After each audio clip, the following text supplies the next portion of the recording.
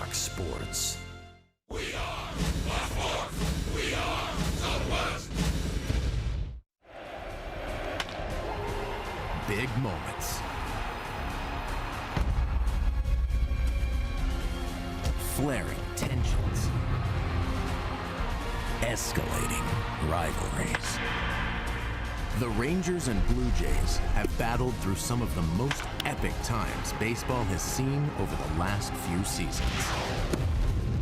That rivalry, once again, it was delivered.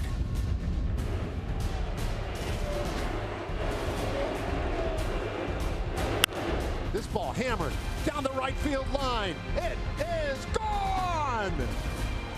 Odor with a huge home run on enemy territory.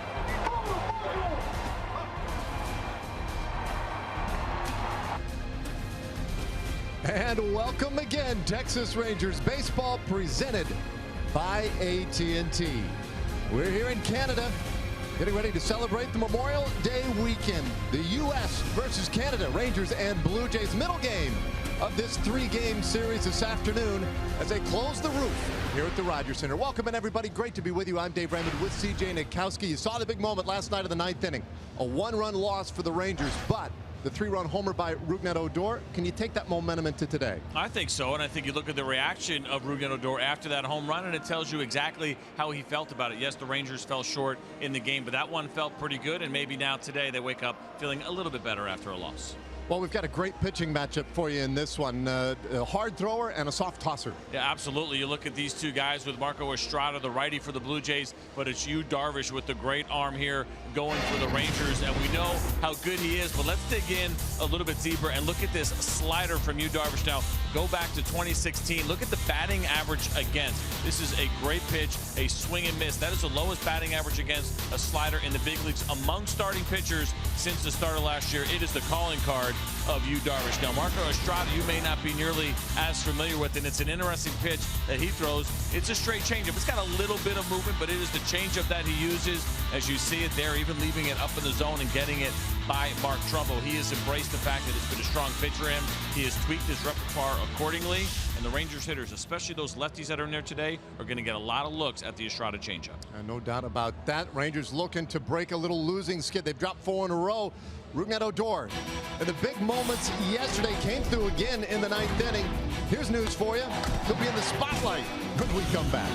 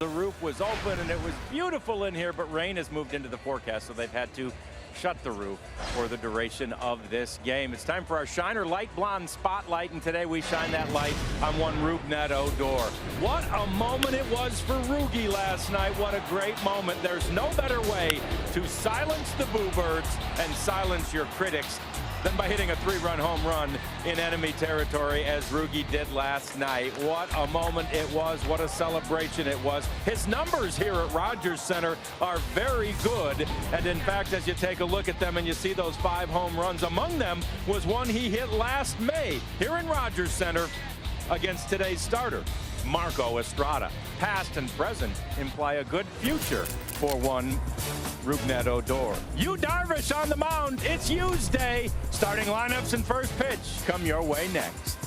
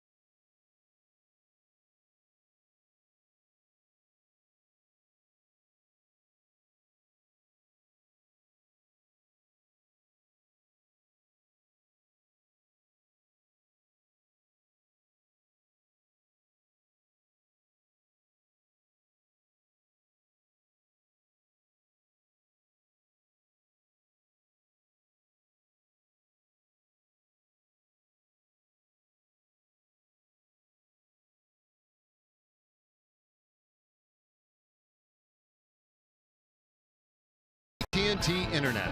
Visit AT&T.com/keep calm to learn more. And by Southwest.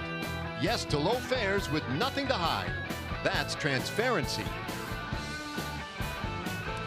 Beautiful Toronto, Ontario, Canada. Don't get to see it from inside today. They just closed the roof here.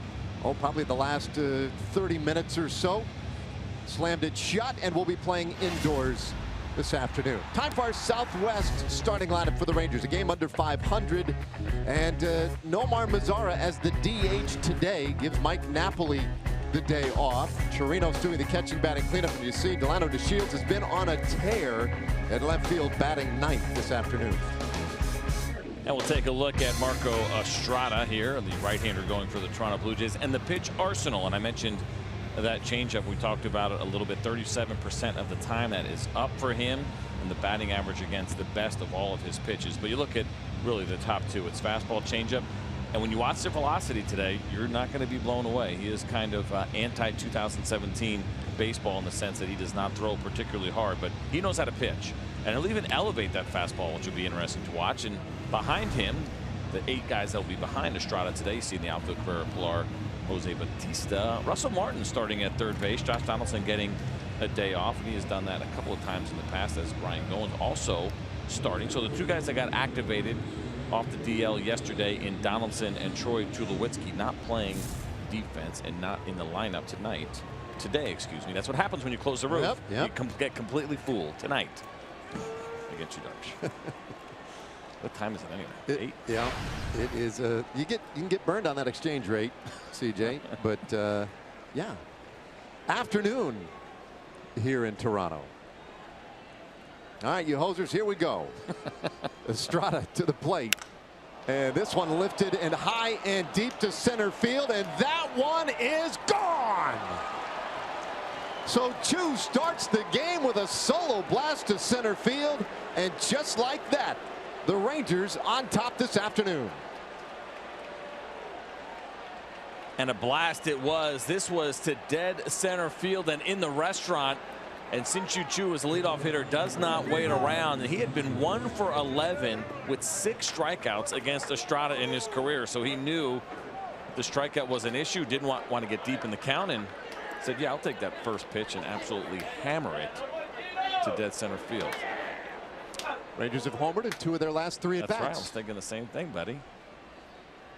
So here's Elvis Andrus. Let's take a look, and nobody expecting this one right out of the chute. A fastball dead center, elevated a little bit, and Shin-Soo Choo's eyes lit up. Now watch this thing go in the restaurant. He just missed it. In the restaurant up there. It's a big one. There's a reaction from Choo. Good swing from Choo right there. But look at Rougned Odor. Yeah, that's what I just did not that long ago, just a few hours ago in the 9th inning. Estrada's 1-1. And this one blooped over third, heading foul. There is some room in foul ground and a long run, but Goins just short of getting to it.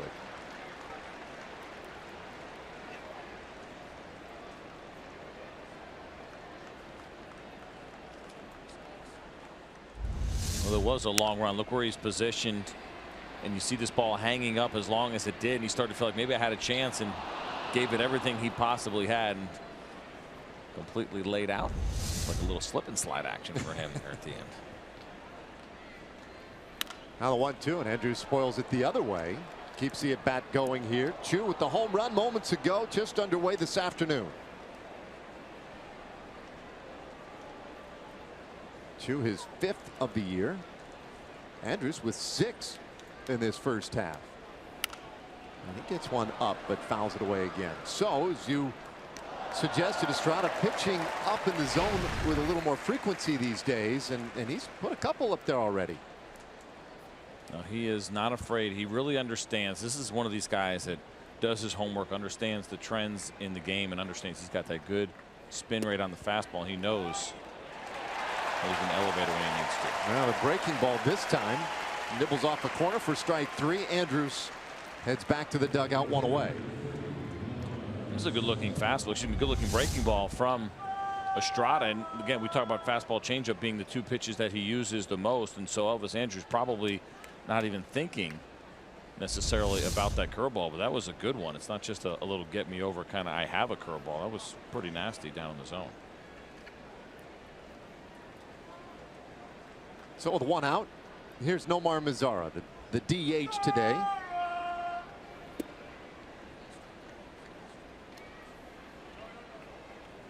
You see the strikeout leaders in the American League, and Estrada up there along with Darvish, 2 of the top 5 going head to head today. I mentioned this in the open, these lefties, and there are a bunch of them in there in the lineup today. 5 of them against Estrada for the Rangers. They will be seeing a lot of these changeups. It's a really good pitch, but it is really effective against the left-handed hitters. Time the fastball, and it's 1-2 on Nomar. And that's the combination, right? I mean, it's 90 miles an hour. There's not a lot of movement on it necessarily. Comes kind of almost right over the top, but because of the changeup, the fastball looks harder. Just off the corner. So Mazara had that hitting streak ended in Boston when he pinch hit late in the game, but he has hit safely in 13 straight starts. Starting today, but as the DH. And takes that one just a bit low. It's a full count. And that stretch, Mazara 19 for 51, hitting very nearly 375. And with some power. 7 doubles, a triple, a homer. And he takes ball 4. Well, that's a good at bat right there. A walk with 1 out. And he gets Chirinos to the plate. And 3 batters in. 3 true outcomes, right? Has been the story in baseball, right? People talking about the trends of the game, and the 3 true outcomes being the home run, the strikeout, and the walk. And these are what we're seeing increased rates of in all of them. And 3 batters into the game, the Rangers have one of each. So now Chirinos had a cleanup, 250 batting average coming in.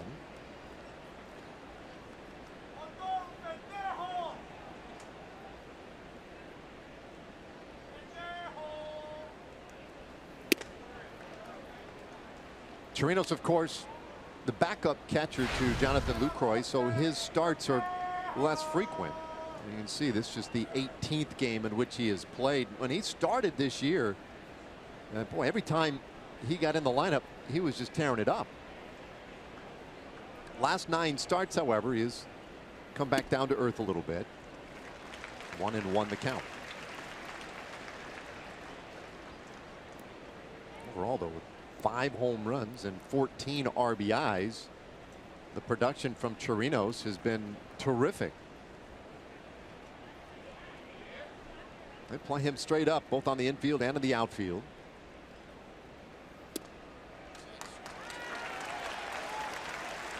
Well, today's TXU Energy power player to watch is Robinson Chirinos, and he has had some success against the Blue Jays.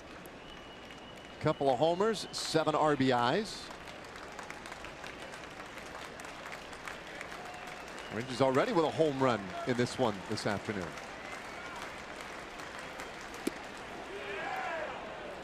Won an appeal, but Hunter Wintelstadt down at first base says nope, he didn't go. Good discipline by Robinson Chirinos, and that's something he has done well. You mentioned kind of, you know, the lack of consistent starts and trying to get in a rhythm of the game can be really tough. When you look up and down this lineup, the Rangers, Robinson Chirinos has been one of the best this season as far as laying off pitches out of the zone. Strikes out swinging, 2 gone in the inning.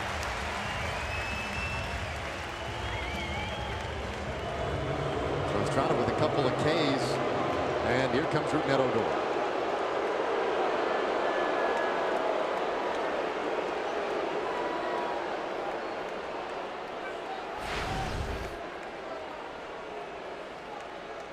Well, that was a nice burst of energy from the crowd, but not as sustained as it was last night. And it's funny because Rugi had the big 3-run homer last night in the 9th inning. I thought it might be a little more intensified today. We'll see career versus Estrada, regular and postseason. You look at Rougned Odor, just 1 for 11 with 4 strikeouts and no walks. So the changeup again, an effective pitch. We'll see how Odor does today as far as laying off that one that maybe just would be just below the zone where Estrada will try to throw it. That's the trick. It looks, you know, listen, it's 90 miles an hour, pretty straight. Looks pretty good on the fastball, and he comes back with a changeup at 78, and that one actually has some pretty good depth on it. Very difficult pitch to lay off, especially when you're in that fastball count and you love the fastball the way that Rugi does. Mazzara at first and a 1-1 pitch. A little tall. I'll tell you this, his reaction to that home run last night, I don't want to say surprising. He didn't do anything wrong. But, you know, we kept talking about how he's like, I just want to get over this and be done with it. But when he came by Tony Beasley, it looked like he might have glanced in that Blue Jay dugout there just for a second, and we saw he was pretty pumped after the fact as well. So it's you trying to stir it up. Yeah, a little bit. No, but I mean, you know, listen, I get it, man. When you every time you step up to the plate here in Toronto, he's going to get hammered the way he is, right? Watch him come around. Tell me if I'm wrong here, Dave. Back me up here a little. Boom, and oh, hey, how you doing in there, right? That's a little extra long look, maybe, in the dugout. Let him know. That's all right. He's earned it. He gets booed every time, man. He's here. Enjoy a home run you hit in Toronto. Well, he was going for it right there. He hit one off Estrada last year. You heard John Radigan talk about earlier. It's a big leg kick there. Gets it down. It's a fastball that is up. And again, because of lower velocity, it looks so good coming in. So difficult to lay off of it. Well, Mazzara will be leaving first. And Odor strikes out swinging. Estrada strikes out the side in the top of the first. However, Shin-Soo Choo got him on the first pitch. A blast to center field. And so the Rangers with the 1-0 start.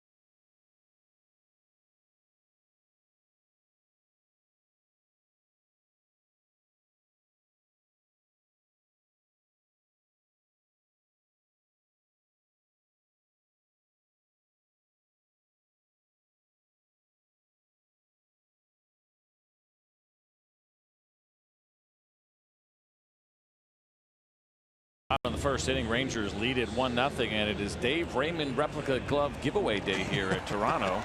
It's the same exact size glove he used in Little League. Didn't really help the fielding percentage, though.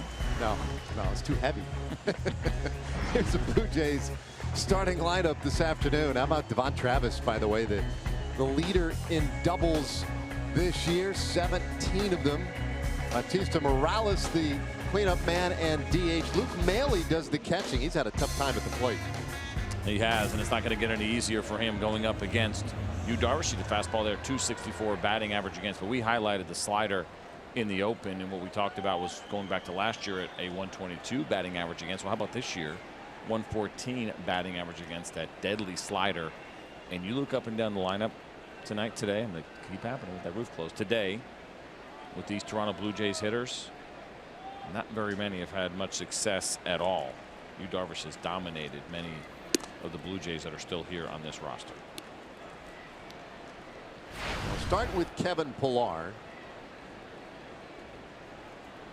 Pillar with good power out of that leadoff spot yesterday, was 0 for 5 and pops this one up. Foul ground third base side, but as we mentioned, a lot of room over there, and Gallo just overran it.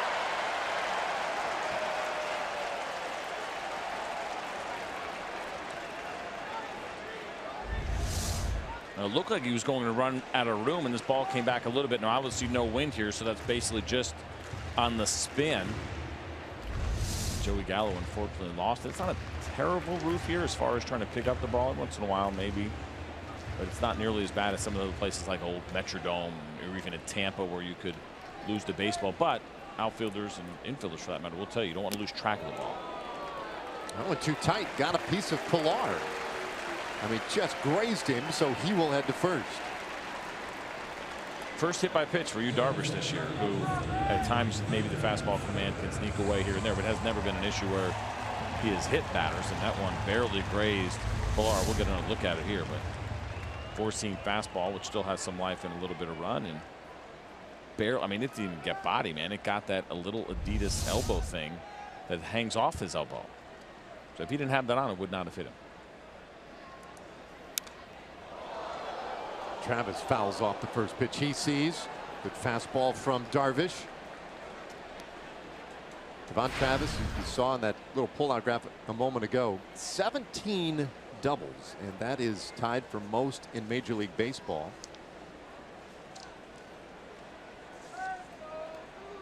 He has really been swinging a great bat, particularly this month.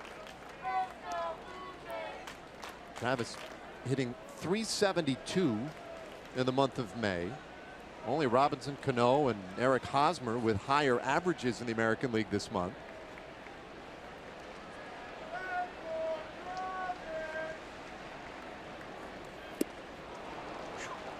That's nasty. I mean, that is it right there. 83 miles an hour, but it's depth, it's sideways movement as well. That slider is, I mean, it almost has curveball break on it.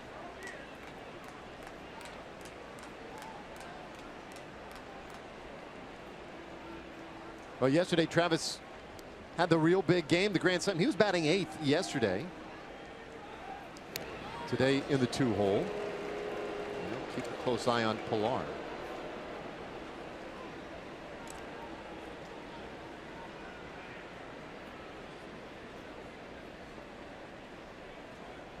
When you think about this Blue Jays lineup, and Pillar, very good hitter. He's down at first, but Bautista, Donaldson, Tulowitzki. This one lined out toward right field, and coming on for it is Chu. He'll make the play. Pillar returns to first. And here is the Rangers defense, which is presented by and delivered to you by, excuse me, the Texas Farm Bureau Insurance. The Shields Hoying back in center, Mazzara in right, Gallo, Andrews, Odor, and Ryan Rua getting a start at first base. And I like this move when you think about trying to throw at least a righty or two in there against a guy like Estrada with the really great changeup. You can eliminate that with Sal Robinson Chirinos, who's out there catching Yu Darvish as well. Oh, correction, Chu is in right field today. Oh, that's right. the DH. Now Bautista. He's pretty brutal. I mean, he literally just caught a ball like 15 seconds ago, but I still said that was Mazar. There he is. That's confirmed. By the way, if you notice that patch that all the Rangers have on their right arm, it's got the 5 stars on it. That actually is representing, not that they're all 5-star generals, but representing the 5 branches of the military, which I thought was pretty cool. Yeah, I love the look. Memorial Day unis the Rangers are wearing this afternoon, and there you see a little look, same 5-star configuration on the caps.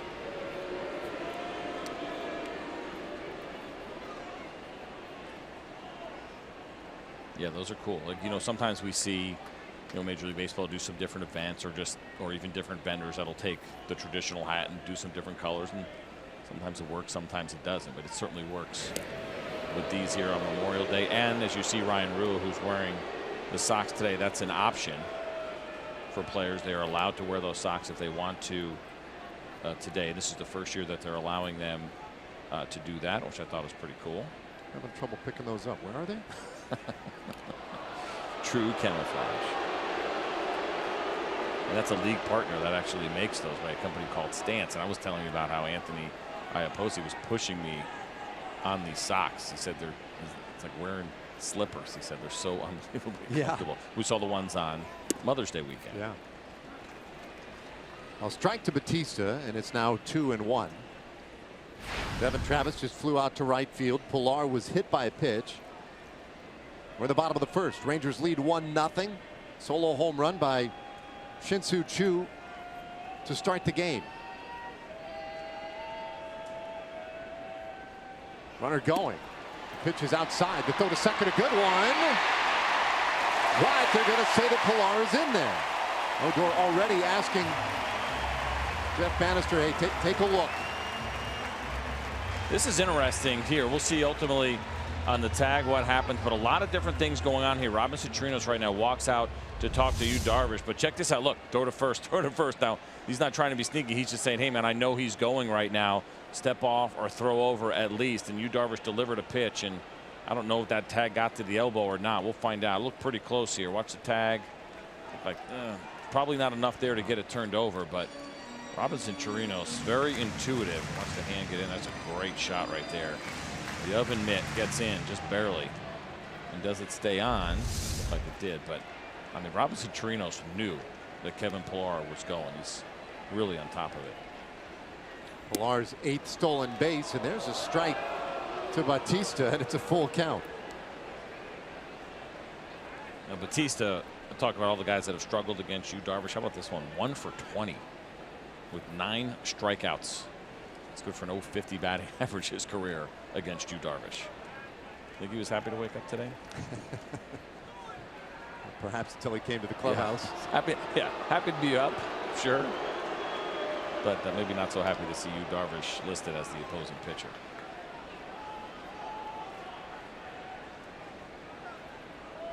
So Pilar out there at second base. And a big full count pitch on the way. And Batista swings hard, but lifts it into shallow center field. And then coming over from center is Hoying. They'll make the catch, 2 away.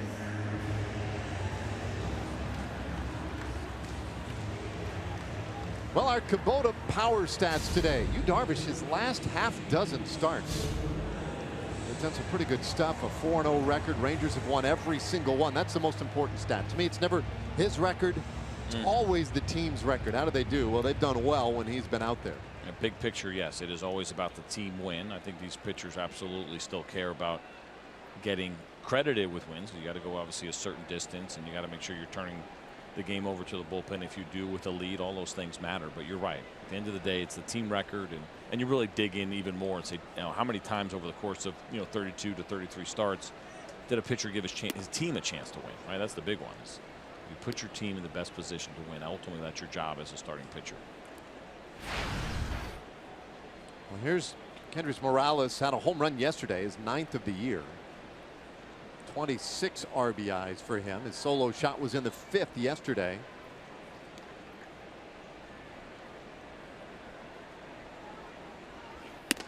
He's in a hole here, though, 0-2. Another guy probably not thrilled to see Yu Darvish out there tonight. 3 for 28 in his career with 10 strikeouts.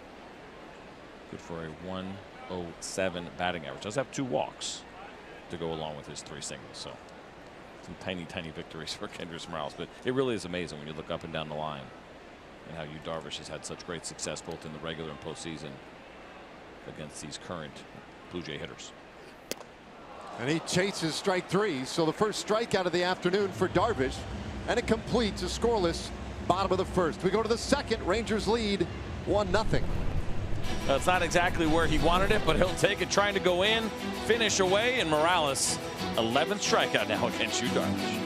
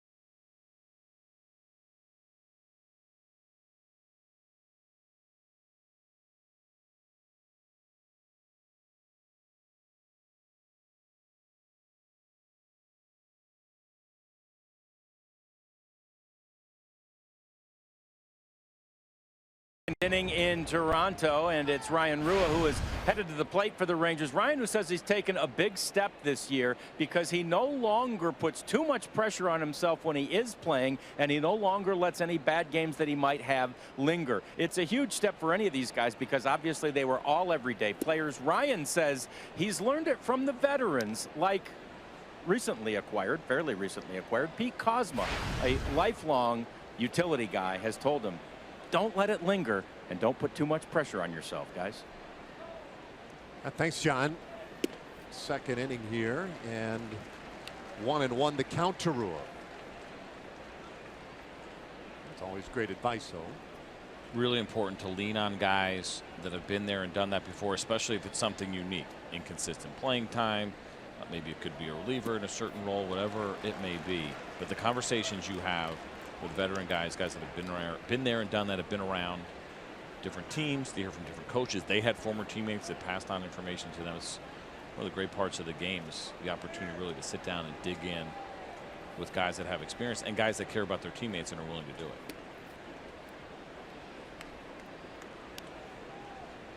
it. 2-2.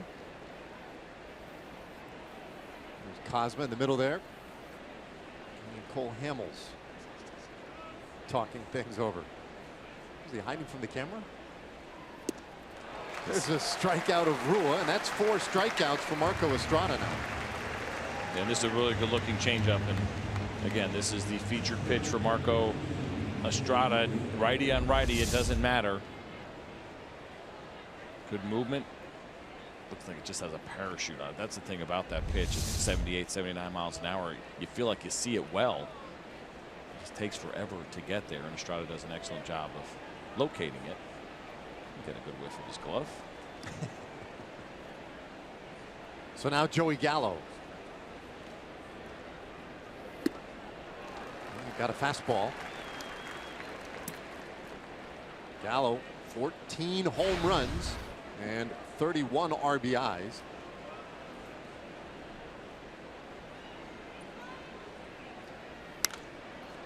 And he hits this one high in the air, but on the infield grass, Goins, who is playing his shortstop position, makes the play. All right, the Rangers and Rays, when we get back home, that'll be Monday night at Globe Life Park. First 15,000 fans will get a patriotic Rangers cap courtesy of Carter Blood Care. You can get your Memorial Day tickets at TexasRangers.com. Another day game here tomorrow and then back home. So 2 away for Jared Hoying. And Hoying lifts this one in the air to right. Bautista will peel off. The center fielder Pilar makes the catch. And it's a quiet top of the second against Estrada. We played 1.5.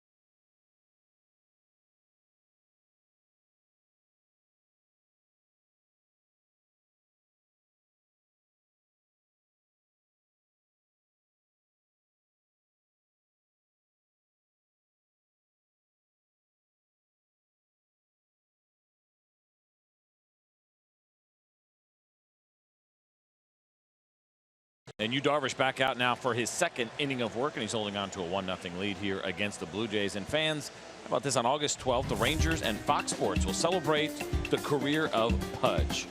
We'll see the number 7 retired. There are special 7-game ticket packages that are available, including this memorable night in Arlington. Go to TexasRangers.com/Pudge and get your tickets to witness history.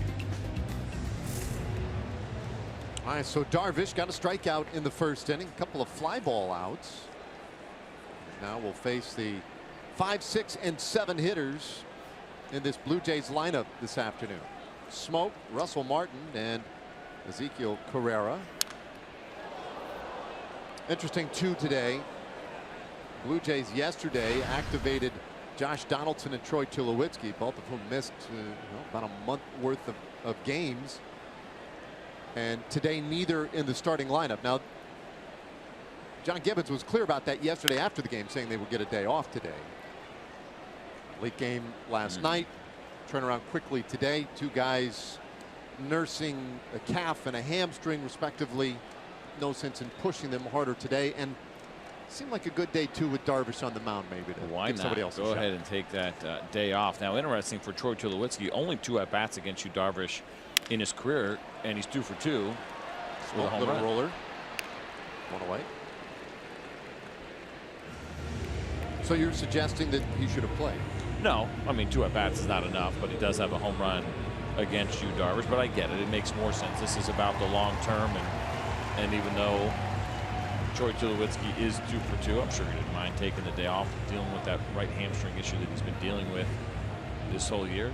It's nice of those guys to sit together for us so we could do it all in one shot. Thinking about they're TV friendly. Although there's only one guy doing talking there. It seemed like Tulo just got looking out in the outfield, like Donaldson had his ear a little bit. You suppose that's probably normally the case for those 2? Could be. It seems like Tulo's just not interested in talking, period. Everyone getting in on the act, and he's thinking, why did I sit here?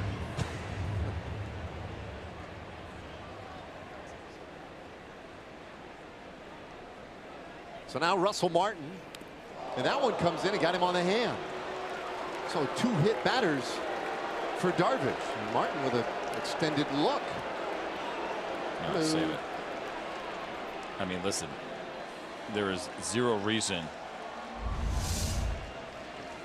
why you, Darvish, would try to hit Russell Martin on purpose. I get that you get frustrated when a ball hits you, and that's perfectly reasonable. It looked like a 2-seam fastball that ran up and in and caught him just below the elbow. But to have that stare, to actually think that there was some intent there on the part of you, Darvish, I think would be completely incorrect. Russell Martin hitting just 200 this year, 1 for 6 against you, Darvish, over the course of his career. A couple of strikeouts. There's no history necessarily that I'm aware of between these two guys.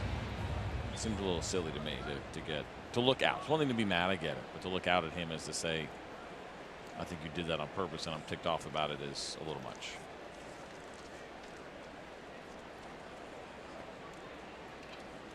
So Martin is on, and now Carrera. Well, that slider whips in there, but a little high for a ball. So the question becomes now, if there's a ground ball, dare he go hard into second base with a door covering? I say he will not. Fool me once. Not going to happen. Darvish, by the way, leads the world in hit batters. I think he hit 7 coming in. He did? Right, didn't he? I'm sorry. I'm looking down at 0 wild pitches. Pardon me. I had him down at 0 coming in. Got me nervous because I said it earlier. Well, between the two of us, we've got to cover one way or the other. Let's just call it 3.5. All right, for a little more on that moment, just a second ago, let's check in with John Radigan. Yeah, watching Russell Martin when he ran down to first base. Watch what he does here. Just back to the dugout, just a little bit. Not just a stare over at Yu Darvish, but back to the Rangers dugout as well, guys. Interesting.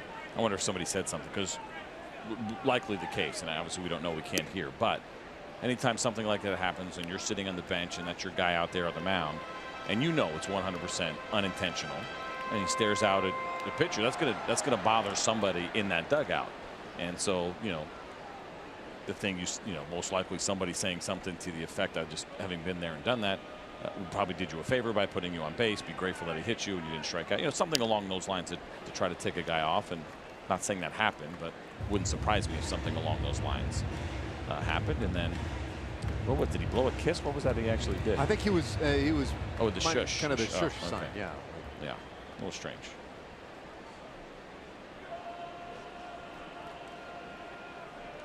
So Martin still at first. Carrera waiting on a 1-2 pitch. He just fouled one off. Well, you hear Darvish muscling up a little bit there at 96. But it's 2 balls and 2 strikes. Carrera last night was in the 9th spot of the order, went 0 for 3 with a walk.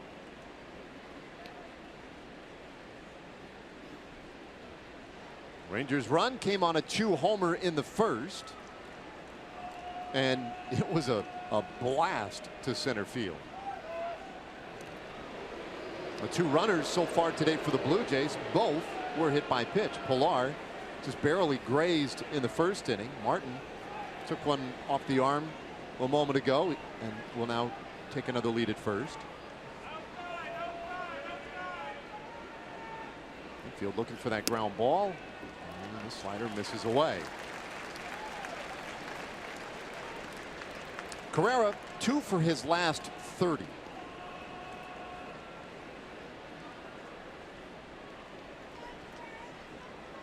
So it has been a struggle for him lately.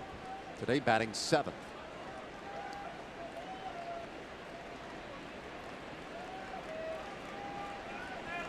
Martin going, and this one fouled to the third base side out of play. That was a pretty decent jump. It was, and maybe catching the Rangers off guard right there. I mean, I get the idea of putting him in motion with the full count, but you watch him here now, not a bad jump at all.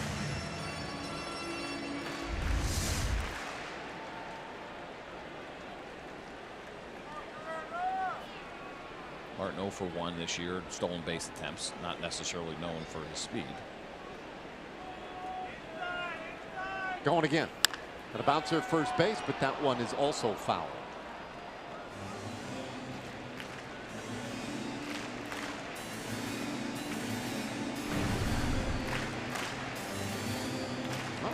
A career high today.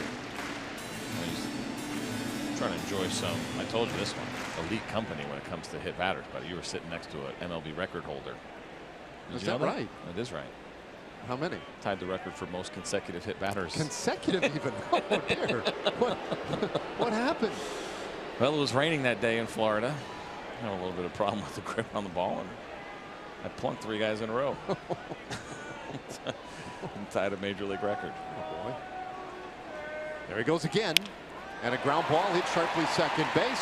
One play for Odor. And they'll take care of Carrera. Martin stays out of the double play though with 2 away. He's in scoring position.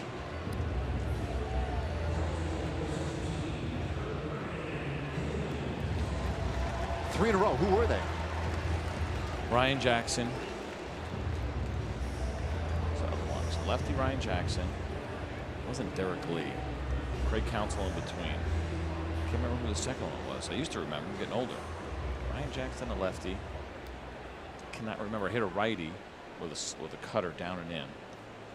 And then I hit Craig Counsell, and Cliff Floyd was on deck. Worked with doing some radio and stuff, and he still brings it up. This happened in 1998. He goes, man, see, I was sitting on deck, just hoping they would take you out of the game. Which they did. Here's Goins. Want to know the count to Goins. Today gets the start at shortstop. And he's had to fill in quite a bit there this year with Tulowitzki missing extended time with that hamstring strain. And holds off, but it's 1-1. Anybody get mad? And was there well, the last one was unfortunate, and I joke about it a little bit now. Didn't joke about it at the time. The last one actually caught Craig Counsell in the jaw. Oh dear. Yeah, it broke his jaw. It was in August of '98, which I felt awful about. It was zero intent in that situation, but no, nobody got really mad. This one out to left field. The Shields going back, and he'll make the play. The inning is over. Kevin Orie. Kevin Orie, that's right. That's your other one. All right. Another scoreless inning from Darvish. Rangers lead by 1.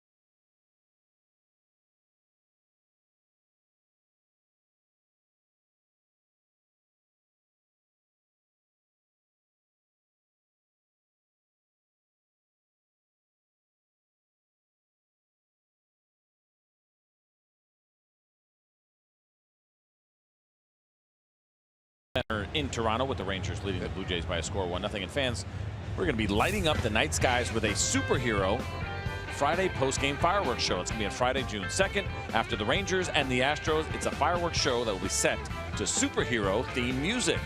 Make sure you check out TexasRangers.com, or you can call 972-RANGERS for tickets. Surely you have a favorite superhero theme? Not really. I grew up a Superman guy, but I grew out of it pretty quickly. I'd say by 6th grade. How about you? Still working on it? What was that, like 16? 6th grade? I'm just I'm trying to recreate. Really? Here we go. Delino DeShields leading off the 3rd. Game on. Hong Kong Phooey, man. #1 super guy. Yeah, I love it's a that good one. I don't know if that's going to be, you know, part of the show or not. 0-2 to Delino DeShields. Mentioned this earlier today when we were taking a look at the starting lineups. Oh, DeShields, he's been on a nice little run lately. 395 average over the last 13 games for Delino. Sometimes batting 9th, sometimes batting 1st. I've also seen him play a little center field to go with his primary position these days, left field. Today in left.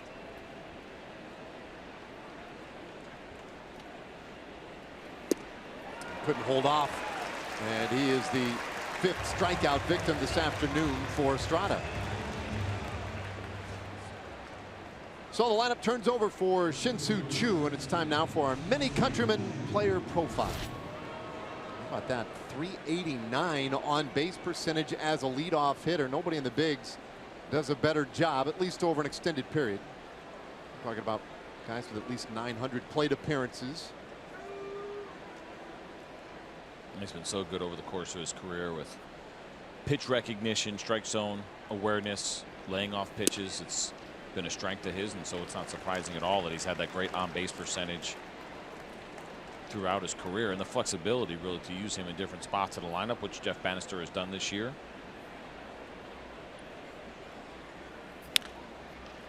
Roller down to 1st. Smoke will go to the bag himself. 2 away. Now the other thing about Choo, and we saw it this afternoon, the home run in the 1st inning. Because he can drive the ball as well as he does, he really is one of those great weapons at the top of an order, because you love those leadoff home runs like he had today, his 5th of the year. The fact is, whether he gets that pitch to drive or not, he's going to give you a good at bat and get on base at a really high clip. So 2 outs though, and base is empty for Elvis Andrus.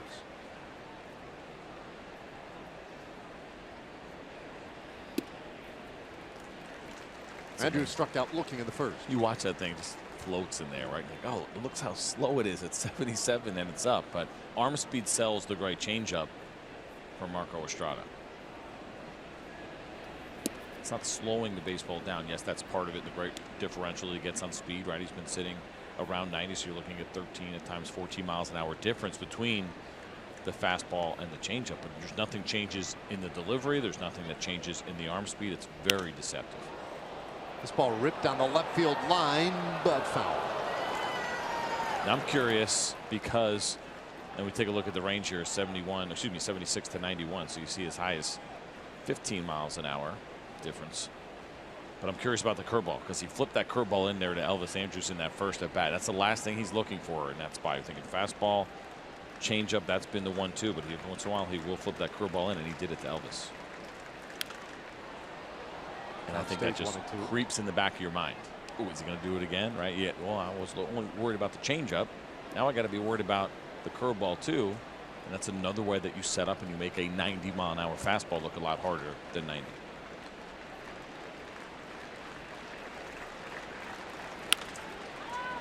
This one popped up back of second base. Goins is there, and that will end the inning. And 8 in a row retired by Marco Estrada. We go to the bottom of the 3rd, 1-0 Rangers.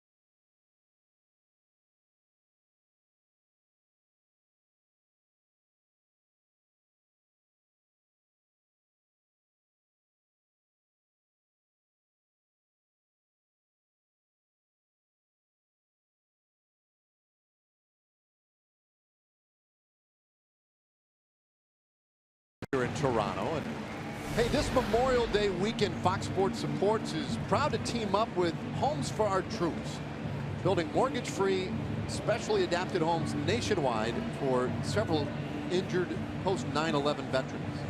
You'll learn more about how Homes for Our Troops is enabling our veterans to rebuild their lives by visiting foxsportssupports.com. Talking about the great look this Memorial Day weekend, and we'll see this all around Major League Baseball this weekend. And these uniforms and hats and everything you're seeing, they'll be auctioned off later on. A lot of the game-worn unis auctioned off, money being raised by Major League Baseball. This ball hit well center field by Luke Maile, but not well enough. Hoying with room. One away. I'll bring up Kevin Pillar. The licensed uniform royalties, by the way, MLB charities supporting programs for military veterans and their families. By the way, Memorial Day, we're back home. Tampa Bay Rays are in, and we're going to have an extended pregame. So we're going to start an hour early on Monday, 6 o'clock for the pregame show, and some really excellent features and tributes put together for that show. You got to tune in Monday at 6 o'clock.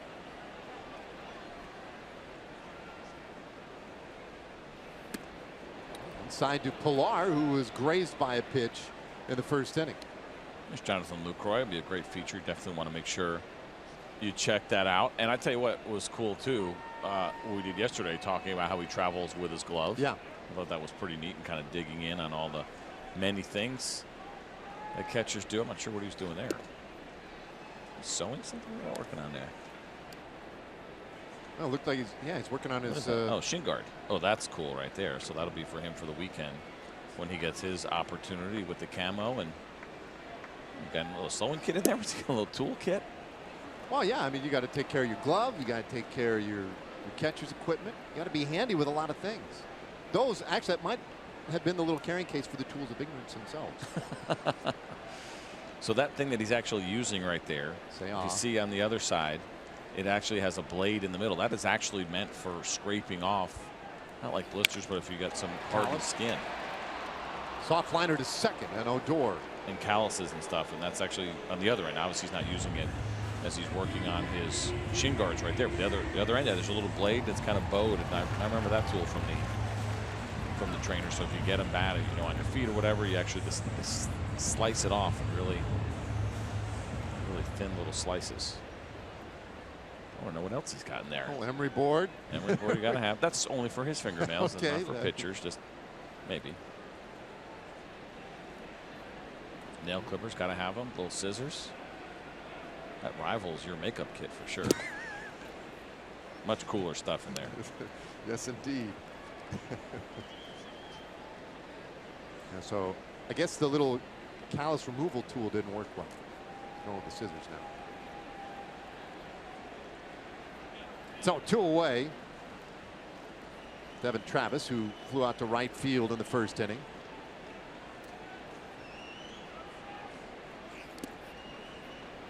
Here Darvish putting everything into that one. 1-1 the count. Pitch count looks good here so far for you, Darvish. We talk about trying to keep it around 15 per inning if you can. So if he could finish off this inning and stay under 45, he'd be in a pretty good spot. This season, he is averaging just over 16 pitches per inning.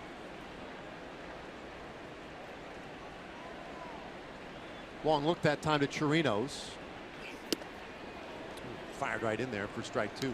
And part of that, of course, is because there's just been 1 strikeout so far through 2 2/3, and we know you as a prolific strikeout pitcher, but there's something to be said for having those games where you're getting contact and getting it earlier in counts and keeping that pitch count down. Only 1 strikeout so far. Got Kendrys Morales in the first. Other than that, he has relied on his defense. 2 balls, 2 strikes on Devin Travis. Yesterday, A.J. Griffin was knocked out in the 2nd inning. Came out with an injury. He was placed on the disabled list. Dylan G called up. He's with the team today. So on the one hand, you'd say, hey, the bullpen got worked yesterday, and it did. Austin Bibbins-Dirks with 4 innings, Jeremy Jeffress 2 1/3, neither of them available today. If possible, they would certainly be avoided. But it's not as if that bullpen is depleted, because they were able to limit the number of arms used, and Dylan G is available out of the pen, having been called up last night and early this morning. 2-2, little roller. Andrews on top of it, and that'll put an end to a 1-2-3 inning for Darvish. So he is retired 5 in a row. We go to the 4th.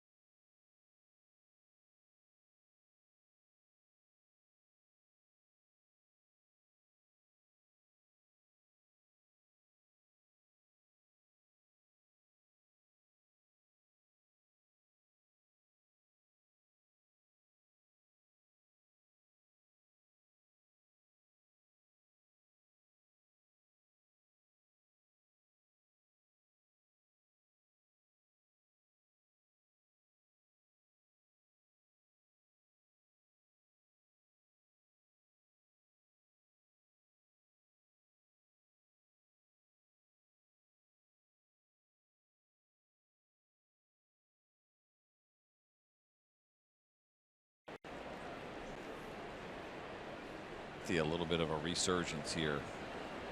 I believe the Yankees are pretty happy with that. That's been kind of an up and down year for the veteran left-hander, but he's been much better than expected.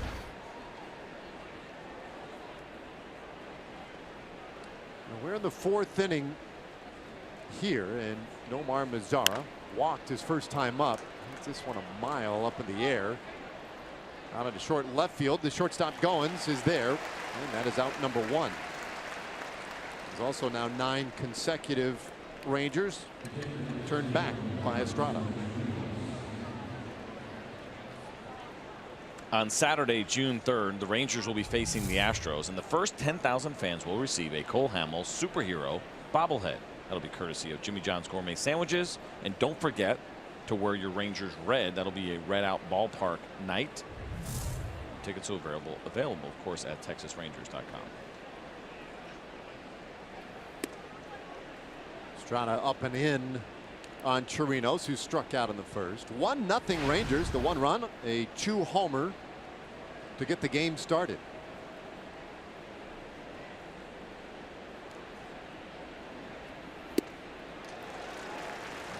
Out front a little bit on that changeup from Estrada. Estrada, 33 years old, from Sonora, Mexico. Moved stateside when he was a young boy, and his mom. Eventually went to Glendale Community College, transferred to Long Beach State, great baseball factory in Southern California.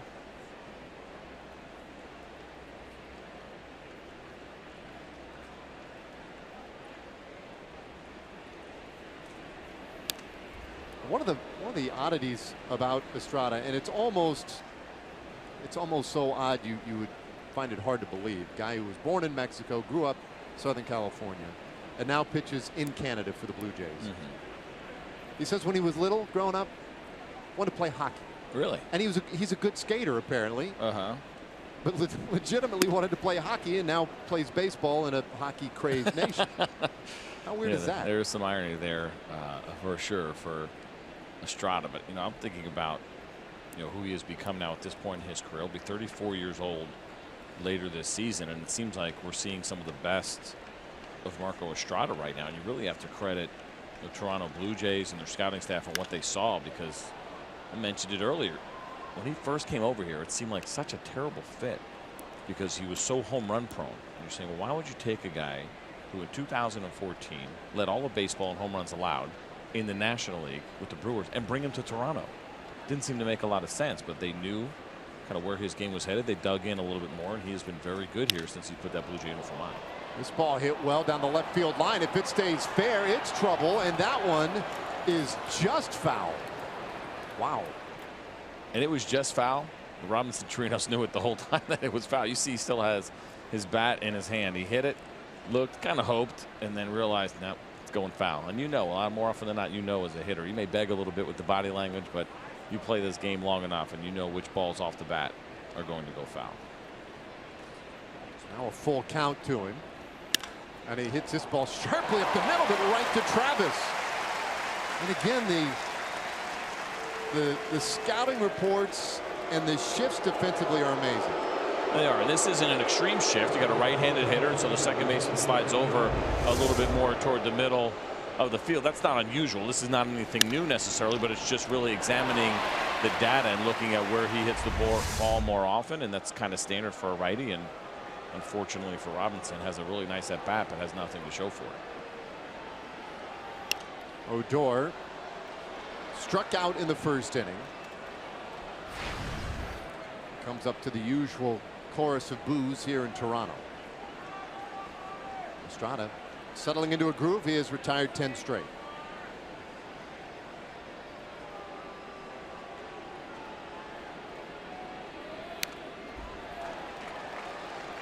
It's the second time we've seen Odor take that big of a hack where he ends up falling over home plate today. But how about this last night? He knew this one too, and watch how he reacts. Just kind of put the bat down and go ahead and enjoy that moment. Beautiful swing from Odor. We dug into it last night a little bit more. You see the low batting average. You see the low on base, and people wondering, well, what's really wrong with Rugi as he gives the salute around third. And you start looking in the numbers a little more, and you realize not much. He's about where he has been with a lot of his stats that you dig in a little bit deeper on. He still chases a lot. He's always going to chase a lot out of the zone, but he's chasing less. Like little improvements here and there. The only thing that's hasn't gone his way is some of his luck on those balls that he's put in play. This one out into left field. That's a base hit. And Odor just sort of serves it that direction. Right against that shift. Nobody home out there. Second hit of the afternoon for the Rangers. The first since that leadoff home run from Chu, but this is a nice at bat. Fouled off some pitches. Now you see the curveball, and I mentioned it, wondering, okay, well, how often will Estrada really use that curveball? He seemed to catch Elvis Andrus off guard when he got him with the called third strike. He threw one to Nomar Mazara to start off this inning that he got for a strike. He hung one really bad earlier in this inning as well, but that is just the fourth curveball that he has thrown today out of those 57 pitches, and Odor does a really nice job of slapping that ball the other way with 2 strikes. Estrada now from the stretch. Rua up there, and he takes strike 1. He was trying to do, I think, what he did to Elvis, which was completely catch him off guard with a curveball, and thinking that Odor is looking fastball or changeup and trying to protect against those 2 pitches, and he thought he could maybe get him to look at a curveball, but it didn't work out that way.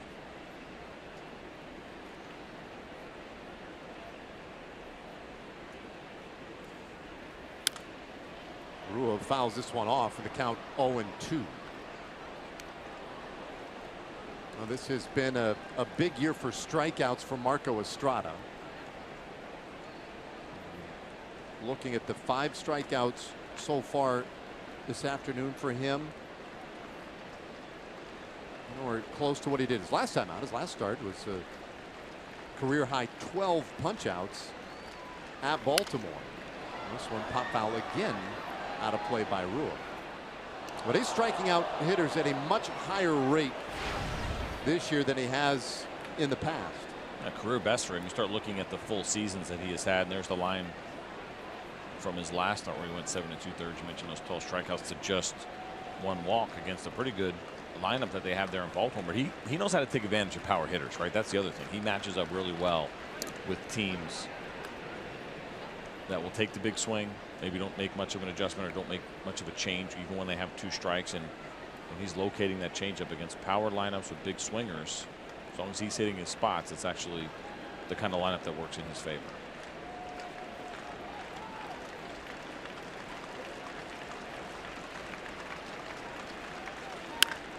Bouncer down the third base line. That's a fair ball. Odor got a good start. He's to third, but he'll stop there. A double for Ryan Rua, and the Rangers have second and third, 2 out in this 4th inning. This is why I love having more righties in there as opposed to lefties versus Marco Estrada. The numbers are a little bit better in favor of the righties, but you see him, he caught this ball out front a little bit, hitting on the ground, but does a nice job of hitting it hard and getting it right down the line. And righties don't eliminate the changeup, as you see Odor coming around second, realizing he had no chance to score, so he pulls up coming into third. Righties don't eliminate that changeup, but it is a much more favorable pitch righty on righty than it is right-handed pitcher against left-handed batter.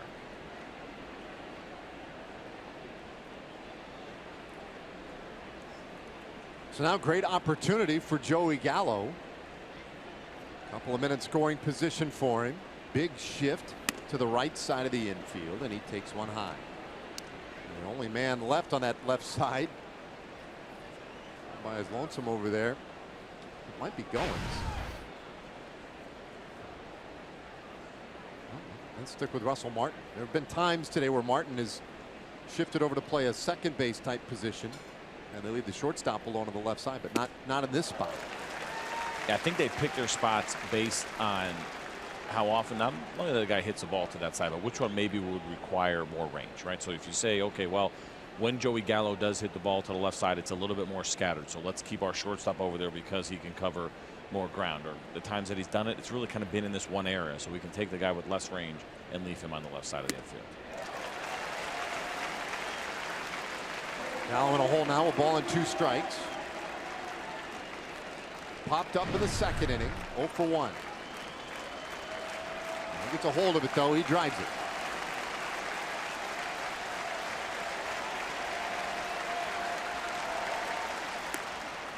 It's 2-2.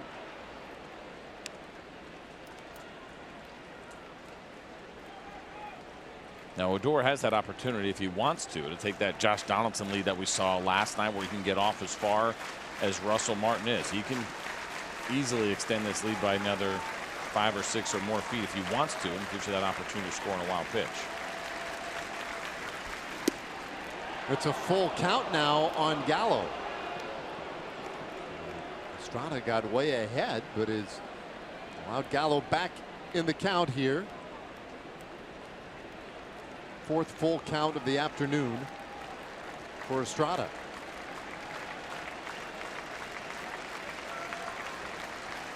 Payoff. And that is in there for strike 3. So Gallo down looking, inning is over. Rangers lead 2 in scoring position, and we go to the bottom of the 4th.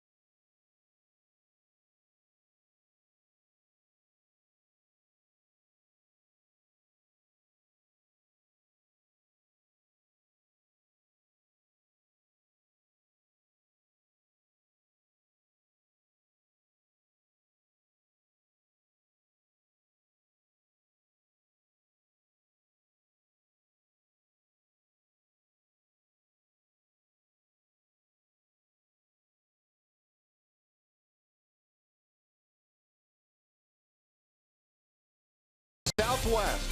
Yes to low fares with nothing to hide. That's transparency. And by North Texas Ford. Great American Sales Event is happening now at your local Texas Ford dealer. Ford is the best in Texas. Well, inside the Rogers Center, where Yu Darvish so far has hit a couple of Blue Jays hitters, but that's it. Shin-Soo Choo, home run in the top of the first before these folks had even settled into their seats this afternoon. And that's been it. Some good pitching today. And now the 3, 4, and 5 hitters for the Blue Jays coming in this 4th inning. Darvish to Bautista, and it's right in there for a strike.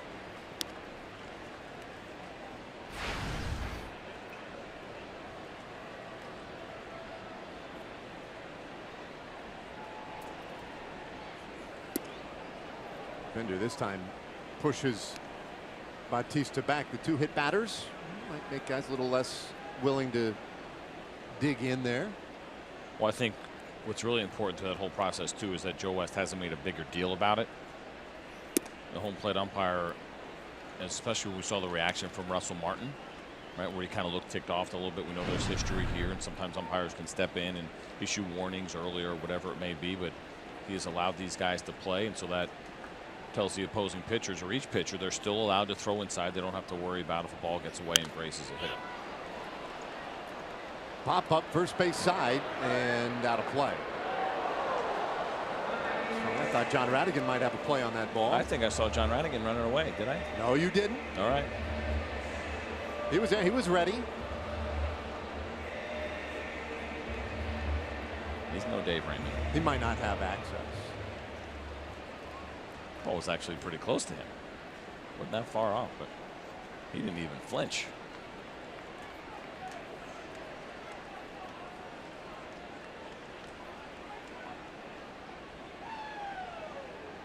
Now the 2-2. And it's a full count.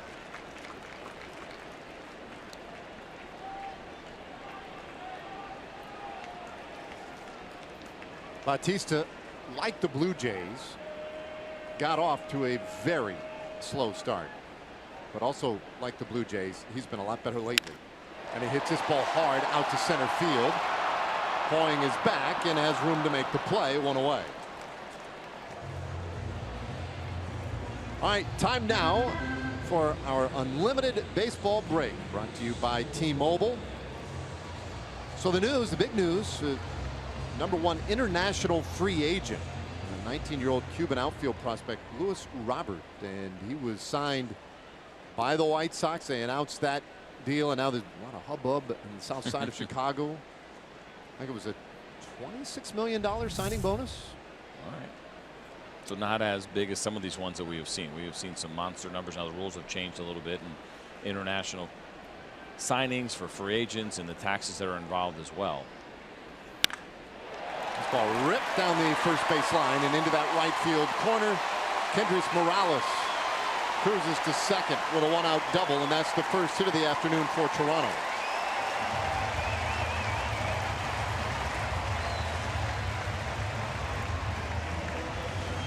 Talked about the struggles for Kendrys Morales against Yu Darvish, and he gets like a backup slider that kind of hung in the middle, or a cutter. Didn't have nearly as much movement as we usually see, and Darvish was trying to get that ball in, but left it over the plate.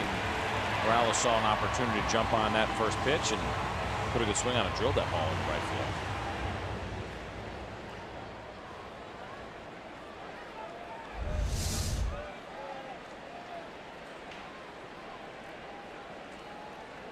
So Morales out there in scoring position for Justin Smoke. Blue Jays have had a couple of opportunities today. Pilar was hit by a pitch, stole second. Russell Martin was hit by a pitch, moved up on a ground ball. The Blue Jays 0 for 3 with runners in scoring position so far today against Darvish, and that's no surprise. They've got good company in terms of teams and hitters who have had trouble against Darvish in these spots. And the slider fouled away, the count 0-2.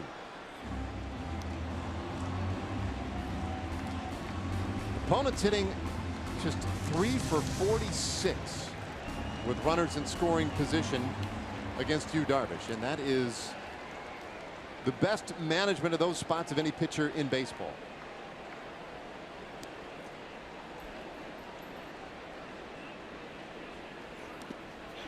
Check swing. Did Smoke go? No.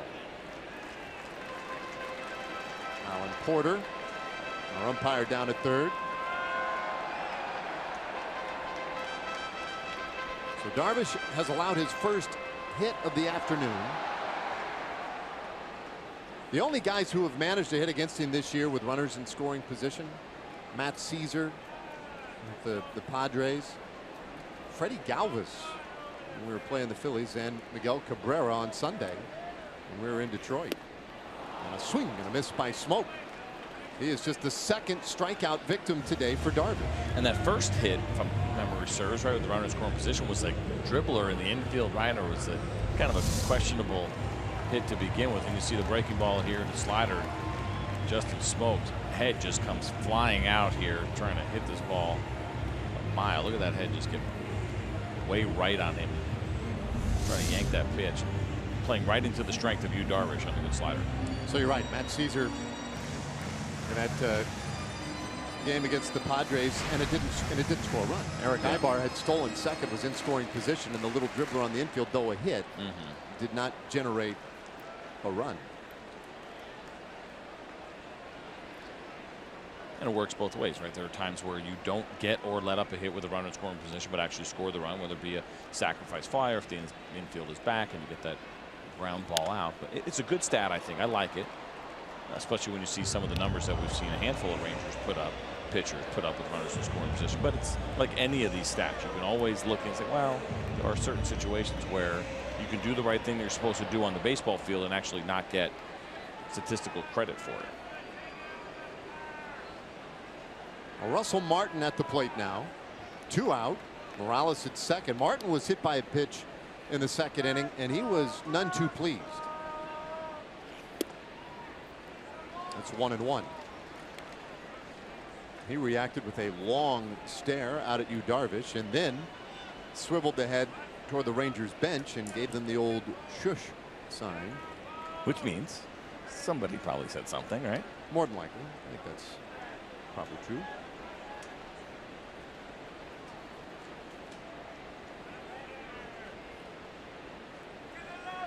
The 1-1. Called strike. Take a look at that hit by pitch from Yu Darvish. Mentioned that was a fastball that just ran on him and caught Russell Martin in the elbow, and then it gives the shh to somebody in that dugout who had something to say. That's all right. You back up your teammates. You never want to see a guy, you never stand down when you see a guy staring out at your pitcher. Darvish again with a grunt on the slider and misses the count. 2-2. Martin, though, he's into the martial arts, right? I think he's. I don't know. He has some ability in karate and maybe some others. Not a Karate. Not a guy to mess with.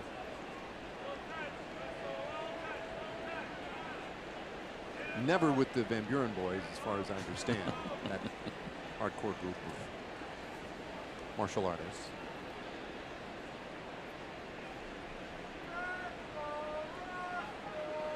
Two outs here. Morales had the double with one away. Darvish trying to get out of it unscathed. This 2-2 to Martin. Got a piece.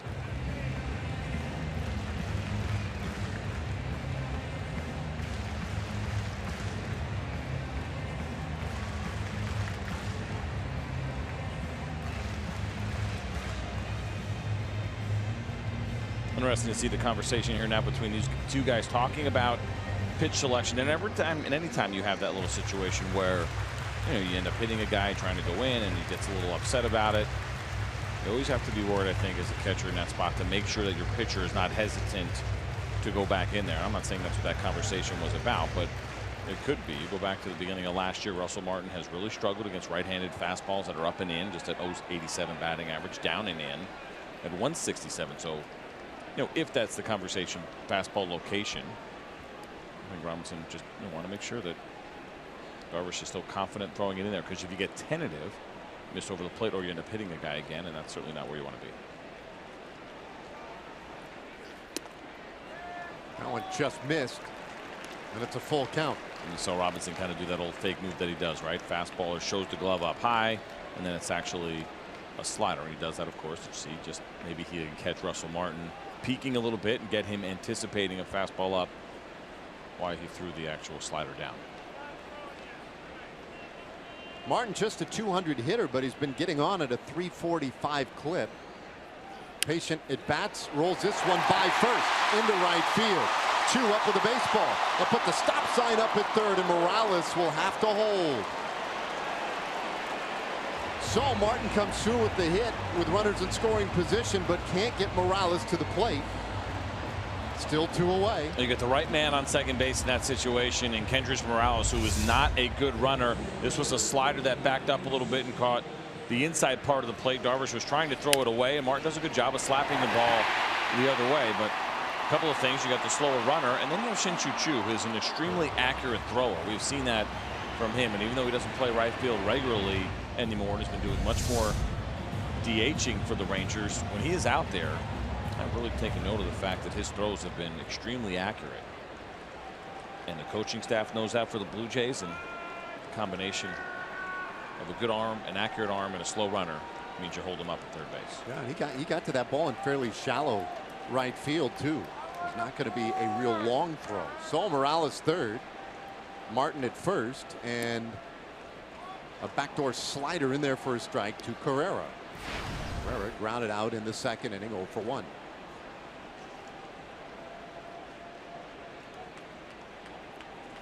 His average has dipped below 270.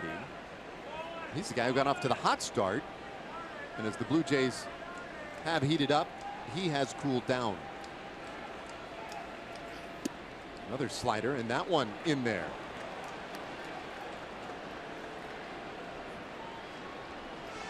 You see the reaction from Carrera. Does not seem to be seeing the off-speed pitches very well. It was a first pitch curveball and then a slider. Back-to-back off-speed pitches, breaking balls. Carrera all of a sudden, without even swinging the bat, finds himself down 0-2. Darvish with a couple of strikeouts today. Trying to get out of this first and third jam, and his 2-strike pitch. Slider again, and he strikes him out swinging. So they leave him on the corners, and Darvish escapes a mini jam. We go to the 5th inning, 1-0.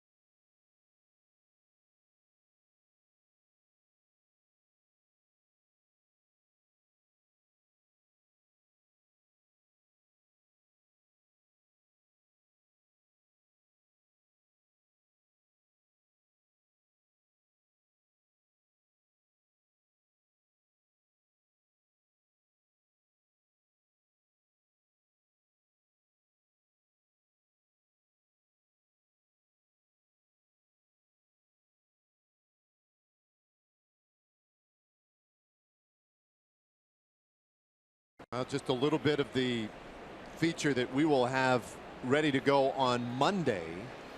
By the way, the pregame show Monday We'll start a half an hour earlier, 6 o'clock, for our coverage beginning on Memorial Day.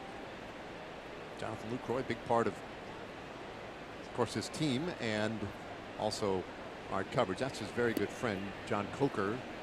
And you'll learn more about that story on Monday night. Jared Hoying, Delano DeShields, and now Shin-Soo Choo in this 5th inning. 1-0 Rangers.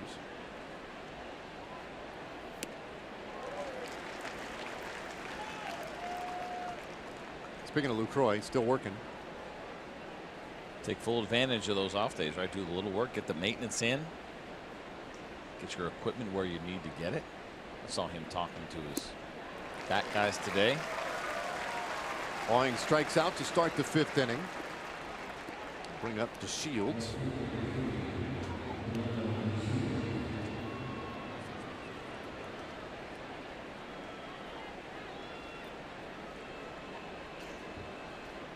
I go through a good deal of duct tape in my world. Yep. The athletic tape I find not quite as reliable. It's not. It's not, unless you're taping your ankle or a wrist. Well, now in that situation, maybe. But ever since I've been broadcasting, I've been introduced to the wonderful world of gaffer tape. Oh, gaffer tape, very good. It's pretty stuff, special yeah. tape. DeShields struck out in the 3rd inning. One of 7 strikeout victims today. Lays down a nice bunt, but it twists foul. Count 0-2 for a little more on all things tape. And maybe Jonathan Lucroy. Let's check in with John Radigan. Yeah, you know, Luke was telling me when we were talking about his glove that he is so proud of doing a lot of the maintenance. He oils it himself every couple of days, and obviously he works with his other equipment too. I asked him, though, what if you pop a stitch on the glove? Do you then give it over to the equipment guys? He said, heck no, I give it to the trainers. They're better with stitches. Good point, you know. Good point. They do the stitches. You got to have a good glove man. You got to know who that guy is. Right. Now, a lot of times it will be the trainers. Those are your go-to if you end up breaking your glove with string pops or whatever it may be. And it is usually the case. Even in the minor leagues, sometimes you can count on those guys. But it is important to identify who is the go-to in those spots. Who you can trust, right? It's big. It's your glove. And as a catcher, listen, your glove matters no matter what position you play in the big leagues, but it's extremely important, obviously, as a catcher. But yeah, for whatever reason, it's been kind of consistent that more often than not, you can find a trainer as your go-to whenever you end up breaking one of those laces. A little bit tight, 2-2 to DeShields. Some guys are fanatical enough, right, that they won't really trust anyone. Yeah, they'll do it themselves for guys that really want to dig in a little bit more. It's a lot of work. It is a pain, especially on those catcher's gloves. Like, you have to know what you're doing and where to go and get it all in there. Delano swings and misses, and that's 3 straight strikeouts for Estrada.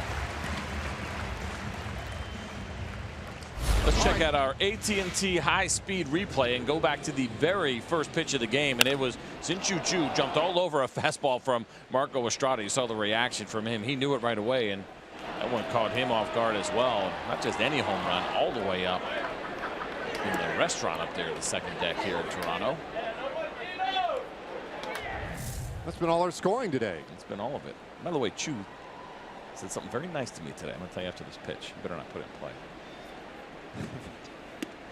So I saw him downstairs, and I had to sit down today with Keone Kela, who will be on the Insider Show. I don't know when they're going to air that, maybe this weekend. But so sitting down and I have my suit on and everything else, and Anthony Iaposi's down there with Choo, and Anthony says, the hitting coach, he goes, hey, look good today, man. You look sharp. Choo goes, he looks sharp every day. I was like, thanks, buddy. And I said, well, I'm only 2 months on the job. I said, give me another month or two or another year, and I'll start dressing like Dave Raymond. Oh, man. I knew where we were going. 2 and 1 the count. That is about the greatest compliment you could receive, though, right? It's nice. It's you nice. You like to look nice. Well, I feel like we should. I mean, like I said, we'll see if it wears off over time, but it's nice that the guys notice. Listen, put a little effort in. I like to be recognized for the effort. 2 on 2. You look very nice. Oh, thanks, today. buddy. Yellow tie. You lead the league in, cool shirts. All your shirts have, designs and patterns and whatnot. Wish I could take credit. That's more my leftovers from when I was at FS1 when we had a wardrobe department, because when I first got there a couple of years ago, it was a little bit of a disaster. I never took a ton of pride into when you had to wear suits. When I played, I hate that phrase, but going back a decade or so, we had to wear a suit and tie every time you flew.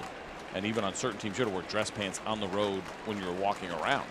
When we were playing for Bobby Cox, you were never, ever allowed to wear jeans at any point. All right, so in the hotel, you're going to run out real quick, get a little breakfast at 9 o'clock in the morning. Yep. Dress pants. Ugh. Yep.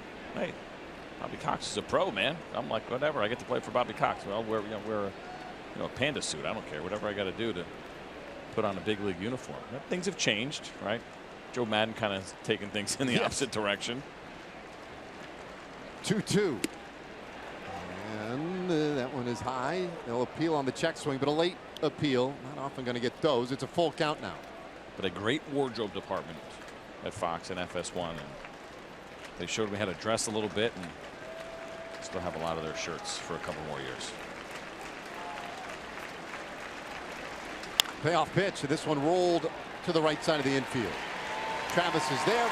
And it's a 1-2-3 inning for Marco Estrada, who I understand, pretty flashy dresser himself.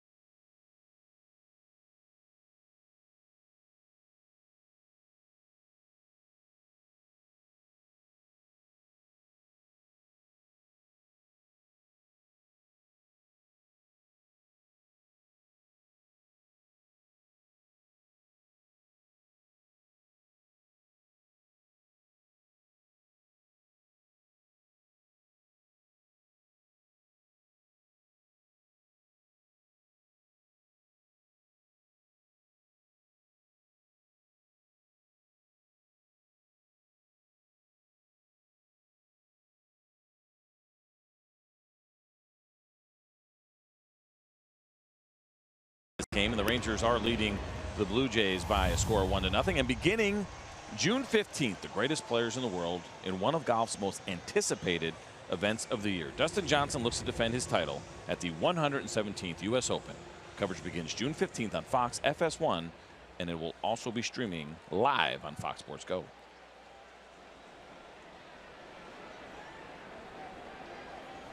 Bottom of the fifth inning here in Toronto. And Ryan Goins, the 8th place hitter, will lead things off for Toronto. Then Luke Maile, and back to the top of the order.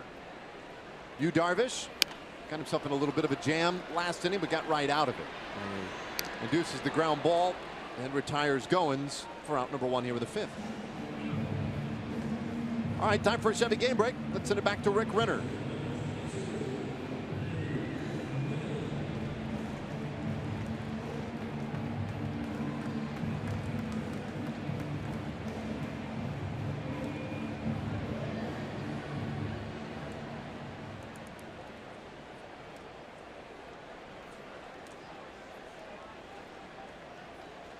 Thanks, Rick. One away here in the 5th inning. And Luke Maile, he hit a ball hard in the 3rd. Ended up being a deep fly ball out to center field. 0 for 1.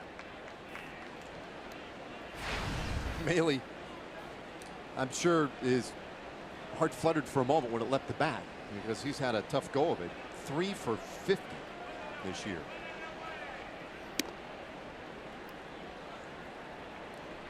When you struggle like that, sometimes the starts end up being fewer and far between, and oftentimes then against some of the best pitchers in the league. Makes it even harder to pull out of those spirals.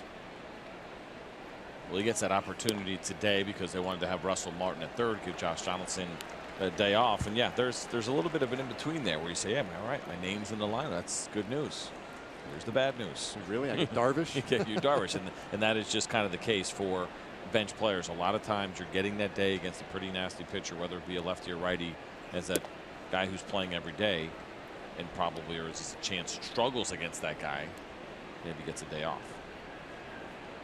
It's like pinch hitting too, right? I mean, you're coming in late in the game, especially nowadays, these hard throwers, these great arms.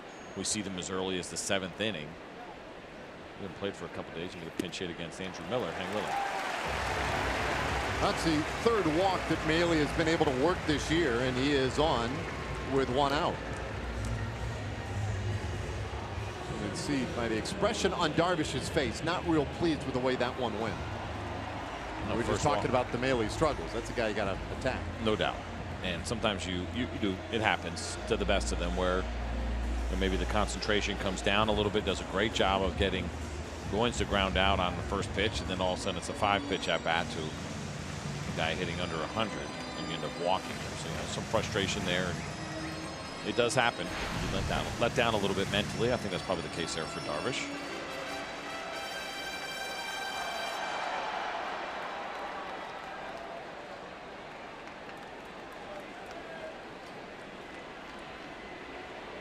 So, man over there at first base, Kevin Pillar takes one right down the middle. Pillar 0 for 1, was hit by a pitch and is lined out softly to second.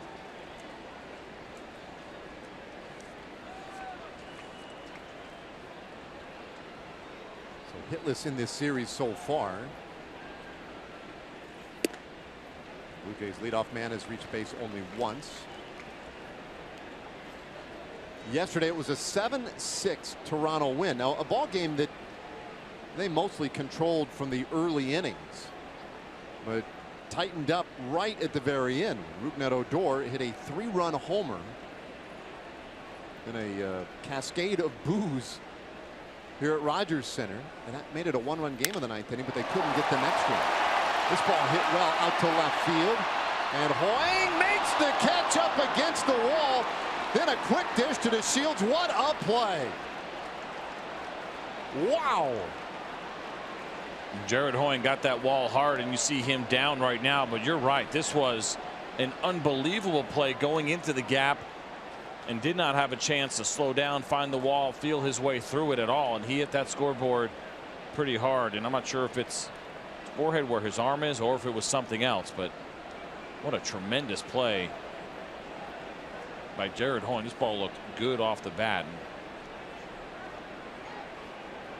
He is really hurt. You see the look on Delano DeShields' face, and he was obvious concern.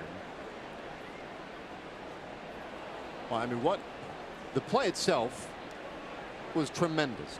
Make the catch, absorb the hit against the wall. The presence of mind to option the baseball out like a quarterback. I knew it. It's, instincts take over for these guys. It really is incredible what happens in the moment. Even when you sustain an injury, it's almost like there's that moment where you're still just worried about the play before you can start thinking about the pain. But you see him get there, and he catches that scoreboard.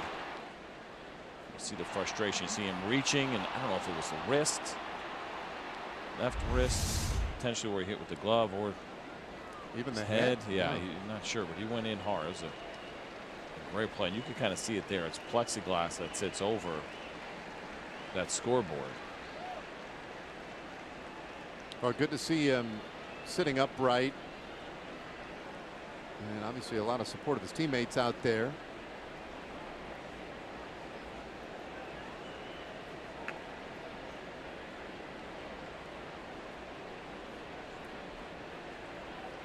Giving him a moment to see if he can get himself back together and stay in the game. How about that?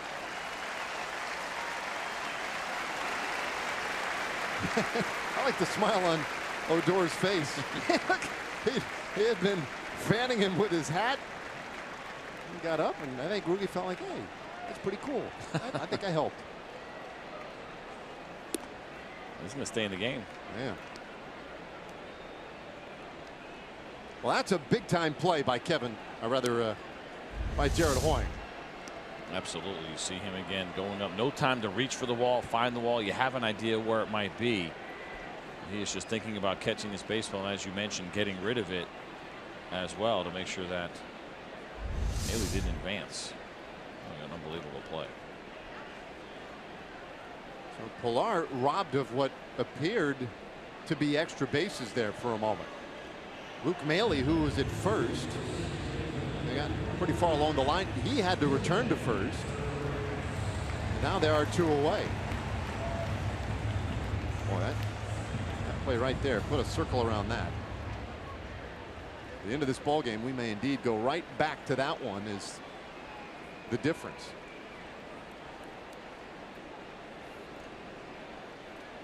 He's still knocking some of the cobwebs out there in center field, but we'll get back after it. Devin Travis 0 for 2. Offers at the first pitch.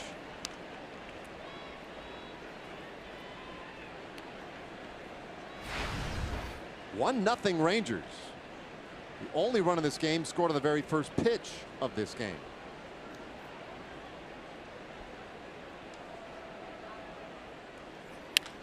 This one lined out towards center field. Hoying will take it on a high hop. Maley heads to third and will hold there on the Travis single.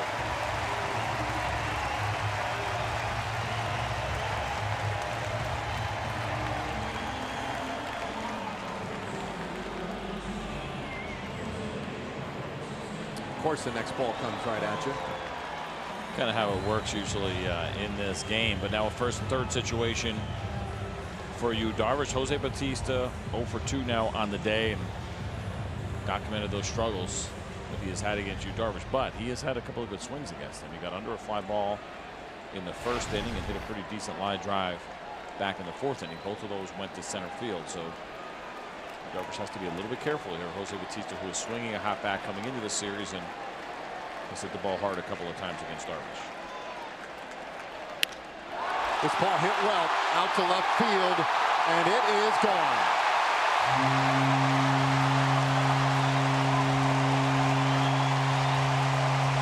Three-run homer for Bautista. Toronto leads it 3-1.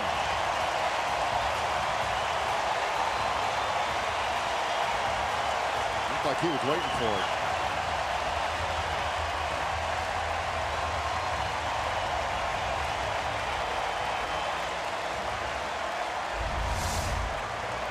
Jose Bautista gets a first pitch slider that ends up hanging up in the zone.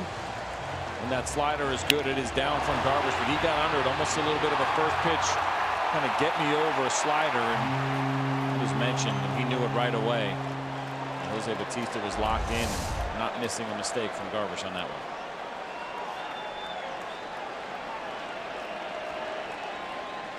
So Kendrys Morales takes ball one. They haven't had a whole lot to get excited about this afternoon. That sends a little buzz through this crowd at Rogers Center. 1-1 to Morales. We talked about it a lot yesterday. A lot of home runs for these Blue Jays lately.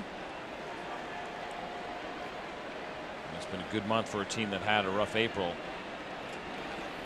Slugging and swinging the bats very well. Yesterday they scored 7 runs, 6 of which came on home runs.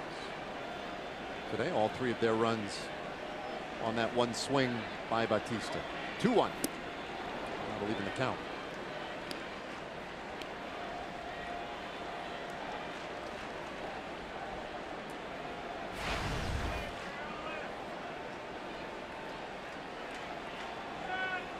Will shift the pressure now to the Rangers offense. The 2-2 pitch. Oh, I didn't miss by much.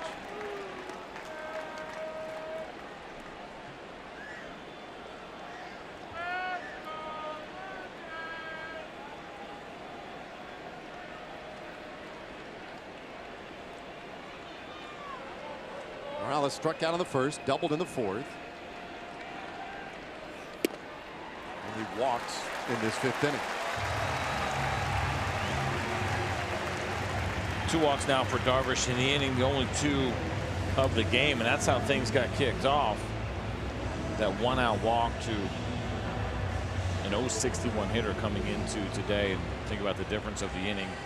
Had that walk not been there, this inning would have been over after the great play in center field by Hoying. And right now Darvish has got to keep it where it is. As they start to unravel here just a little bit, close it down right now, finish this inning, and get those Rangers bats back in the dugout. So Doug Brocail has a few words and heads back to the dugout. Justin Smoke is 0 for 2 today. Ground out and a strikeout. He's the next hitter. It's been a tough place to play for the Rangers. They have dropped 20 of the last 30 games they have played up here in Canada, including last night. That all the way until just a moment ago today. Morales at first, and the pitch to Smoke. And this one served out toward left field. Long run forward to Shields, lays out, and that one is off his glove, bounces up into the stands. Automatic double. Morales will have to hold at third. This was going to be a very tough play for Delino DeShields, who we know has got great speed and can cover a lot of ground, but this was a ball that was slicing off the bat of the left-hander Smoke, and watch this ball here slicing away from him as he tries to use that closing speed. He gets there nearly and ends up just missing that ball, and the Rangers catch a break too, that this ball bounced over the wall for the ground rule double, and you see Delino slide into the wall pretty firmly. Thought maybe that ball was still there. He did not know that it bounced over. So Blue Jays perched at second and at third. And Darvish wants to have a word with Chirinos.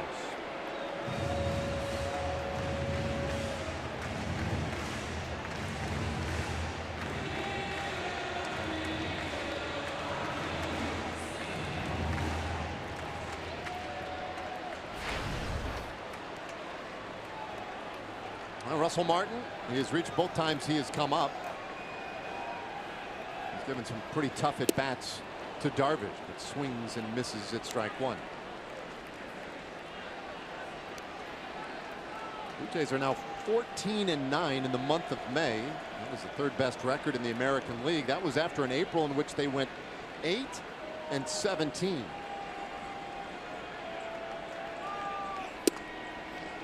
There were a lot of people who were pretty willing to write the Blue Jays off after that April, and you know, you get it. Not a very good start, but they feel like they have come back to life just a little bit. Yesterday brought back 2 very big pieces in Josh Donaldson and Troy Tulowitzki. Not in the lineup today, but a psychological lift nonetheless. Yesterday they did play the game, and with the way that they've been playing as a group in the month of May, it's a little early to count the Blue Jays out in the American League East. 6.5 games back coming into play this afternoon. And you see the offense and how much better it has been this month compared to April, and every facet of the game. The runs scored, the home runs, they have been significantly better. And listen, it's going to be tough for them, but yes, coming back from that slow start is not impossible for them in this division. The issue they run into is that the division is pretty good, and I think they're going to need a little bit of help to make that happen. Getting healthy was a good first step. They got to get healthy in their rotation as well. But yeah, they have the tools here to do it, but it'll take a lot of work. Infield back in the 3-1 pitch. Martin swings and misses.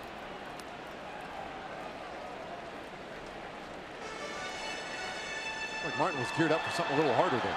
Well, you get in that 3-1 count, you think about a fastball, and you know that Darvish has a great fastball, so you got to get it started early, and most likely in the case of Russell Martin, he's guessing there in that 3-1 count. 6th full count of the afternoon now for Darvish. First base is unoccupied at the moment. The 3-2 pitch fouled away.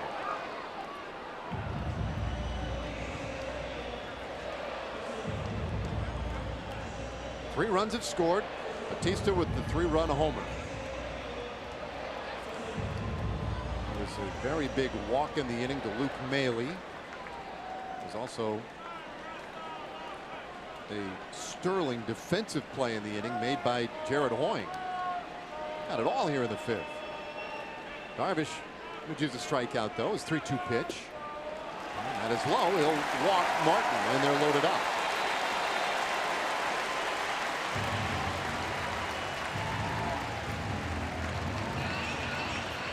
Bullpen is activated. Sam Dyson beginning to loosen up. 9th batter of the inning, and Ezekiel Carrera coming to the plate. You see the pitches by inning, and now they're starting to climb all of a sudden. Yu Darvish, who was very good through the first 3, expanded that pitch count a little bit in the 4th, but now you start looking at back-to-back innings, and they're really piling up. 47 pitches to get the last 5 outs. Carrera's 0 for 2. Grounded out in the 2nd inning, struck out in the 4th. 1 run, 3 hits, no errors for the Rangers. 3 runs, 5 hits, no errors for the Blue Jays. 3 of their 5 hits have come in this inning, along with 3 walks.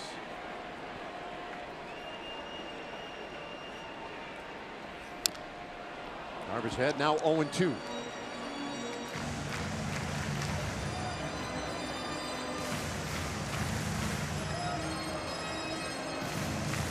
We've mentioned it a couple of times. Carrera just has not been right at the plate in a little while.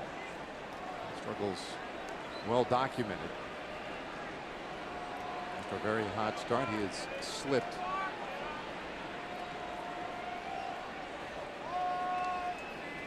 Time called. Torinos wants to just make sure that he and Darvish know exactly what they're going to do here.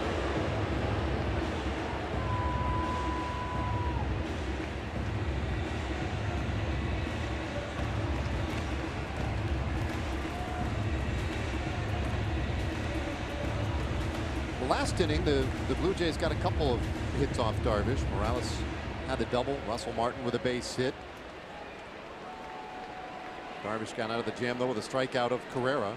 Now the bases are loaded for Carrera, and Darvish trying to do it for a 2nd time in as many innings. The 0-2 pitch and a little tapper foul. You see the steady diet of off-speed pitches there from Yu Darvish to Carrera, who's just really struggled, as you mentioned, to see those pitches. The reaction hasn't been very good. He's taken a bunch of them today. Took a really bad swing in the 4th inning on a slider that resulted in a strikeout. Yu Darvish so far has gone slider, curveball in this at-bat. A little tight. 1-2 the count.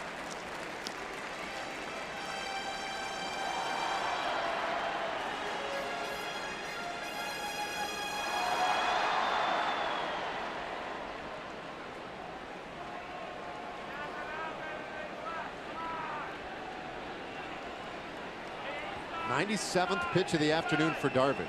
So many of them in the last couple innings. And a swing and a miss. That's a strikeout of Carrera for the 2nd time.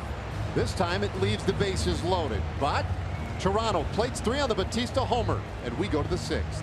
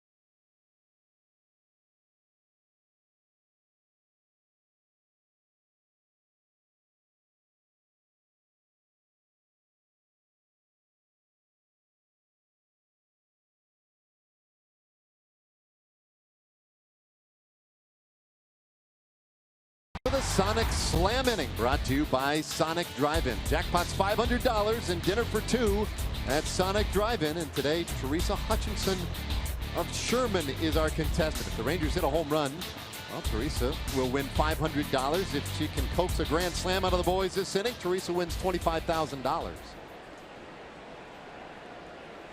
Good luck. Andrus, Mazzara, and Chirinos in the 6th inning against Marco Estrada.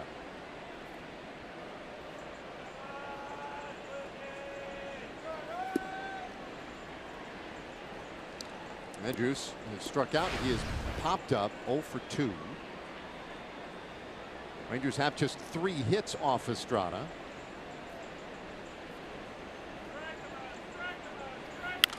And this ball popped up near second base. This has happened over and over again in this ball game. Goins is there and makes the catch. I believe that's the 4th pop-up that he has hauled in. Yeah, yes.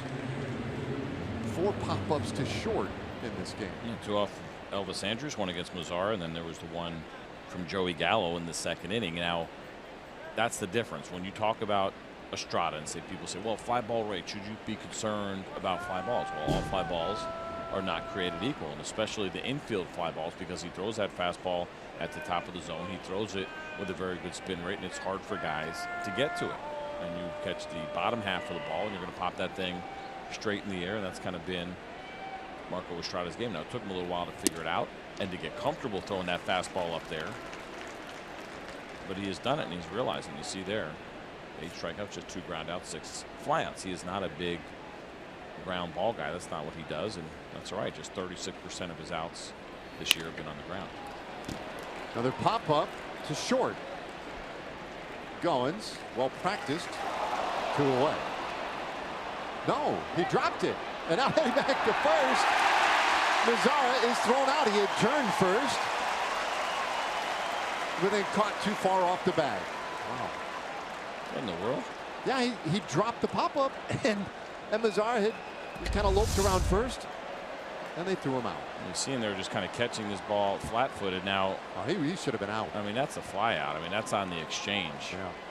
And you see even his reaction right there. And I would actually disagree with that call in the field. Not that it matters, because it ultimately ended up in and out. But can you imagine if Nomar Mazzara was safe, or if he was standing on second base right now, John Gibbons would be losing his mind that they called that a non-catch. Yeah, that was absolutely secure. So now it has to go down as an error because he went past the base, right? So technically he was safe at first, and then they got him going back to the bag. So that's an error. E643 put out. It's an unusual one, and we have seen some unusual plays on this road trip. Now Chirinos with 2 out and nobody aboard. That's just a bad call, though. We've seen that. We talked about this before, that we had that rule for a little while in baseball where the exchange mattered, and it got ridiculous, and baseball got rid of it before the season was over very quickly when they realized it wasn't working out. That was a bad call.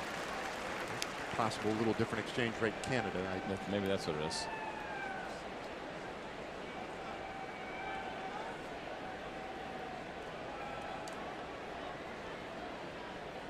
So Estrada's 1-1. Chirinos 0 for 2, struck out in the 1st, lined out in the 4th. Now think about this. It's a good changeup, right? And you know you have to be ready for it. So you're thinking, okay, changeup's going to be down. Got to be able to hit that ball down. And then he elevates that fastball. And guys are just late on it. That's why you're seeing the infield pop-ups.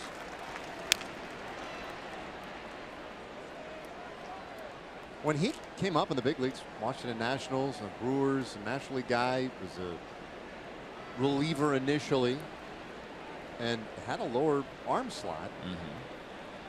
Over time, that has gone higher and higher. Now as a starter, and he's been very successful. He's a guy, I mean, look, he's a guy, maybe underwhelming stuff, at least on the radar gun, but he is constantly tweaked and tinkered with things to figure out a way to be successful. You do have to kind of have a lot of respect for a guy like Marco Estrada. Absolutely. You see his numbers over 10 years in the big leagues, a sub-4 ERA. Stays 2-2 on Chirinos. So this is a guy who was grinded, right, and sat there, and it took him a while to get it figured out. He went through that year where he led all of baseball in home runs allowed and started making those adjustments to his game, but also looking at his stuff, the trends in the game. How can I best use this? Using the data that's available, all of it. I mean, he has put the time in because he has the underwhelming stuff to find a way to become a successful big league starter. Chirino's trying to push that pitch count a little bit higher here, getting us trying to closer and closer to 100 for the day. This will be the 8th pitch of this at bat. Let's see how John Gibbons wants to play this. 115 is the season high, and that was in his last start back on the 21st, 5 days ago. Careful, he might throw 115 in this at bat. Odor waiting on deck.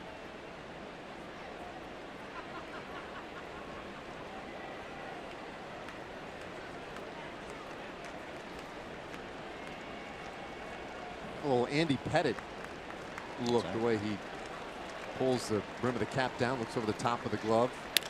This one lined up the middle. That's a base hit for Chirinos. Nicely done.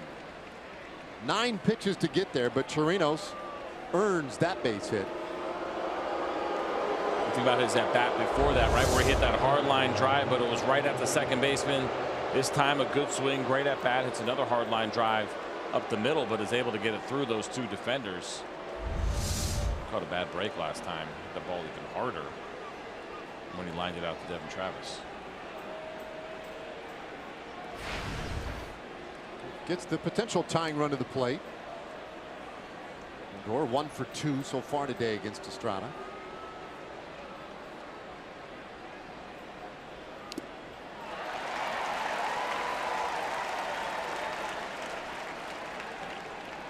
Three-run homer last night of the 9th inning. It was the 7th of the year for Odor. His base hit today in the 4th inning was a little opposite field shot.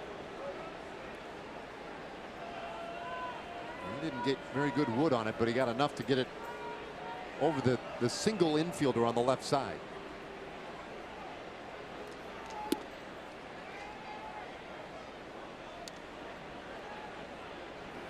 Activity for Toronto. Double barrel action going out there. Aaron Luke we saw yesterday for an inning and a third. See him preparing up at the top of your screen.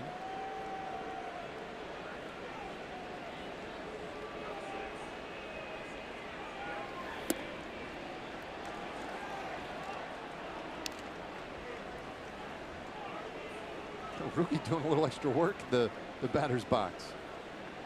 These guys are meticulous about getting everything exactly where they want them. Want to make sure they have their footing, that the dirt is not loose. They don't feel like it's going to slip when they dig in and lean on that back foot.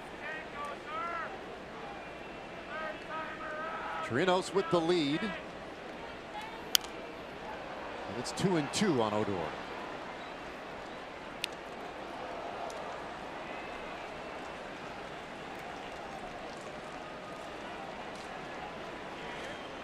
Rangers led this thing 1-0 until the bottom of the 5th inning when Bautista hit his home run. What a weird defensive shift they just had right there. Russell Martin, who was playing in the 3rd base position, is now all the way over in the 2nd base position.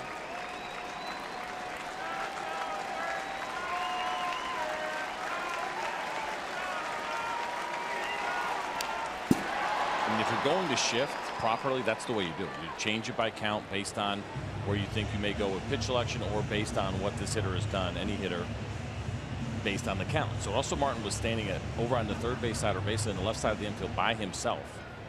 And then once they got to 2 strikes, he all of a sudden just took off for the 2nd base position. Which is interesting. You would think, okay, well, 2 strikes, the guy maybe has a tendency to go the other way like Odor did in his last at-bat.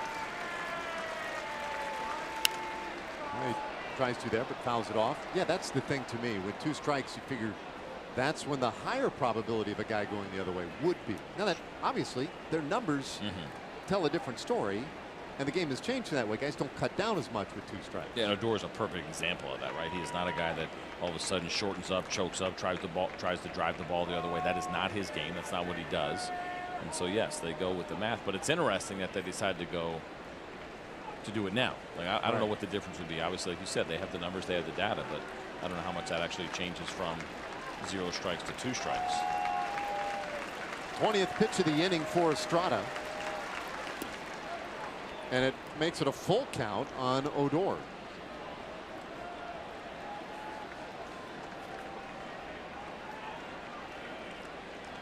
This would appear to be it for Estrada in this 6th inning, his 6th full count of the afternoon. So the Rangers have put some good at-bats on him. One swing here and it's a new game. Odor waits. Chirinos will be off. And a little tapper. Question is, can anybody get there? Odor slipped. Inning over. The rookie was trying to get out of the box quickly and lost his footing. And that is how this inning ends. The 3-1 game.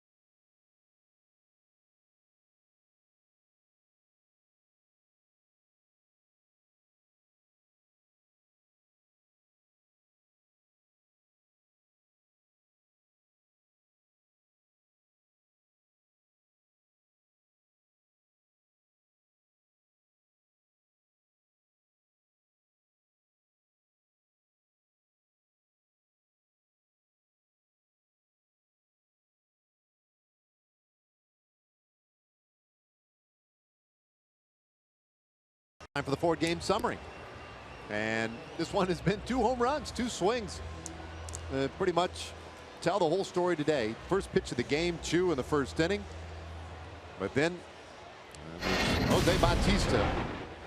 First pitch of the at-bat, and he had a couple of good at-bats prior to this one where he hit the ball hard off of you. Darvish had nothing to show for it, and he jumped all over that first pitch slider. It was up. It wasn't the best version of that slider that we have seen from Darvish. We had previewed that pitch and how good it has been over the last 2 years and really over the course of his career. Bautista has been swinging a hot bat, especially against right-handed pitching, and he got a pitch to handle. He got it good. Darvish back out in this 6th inning.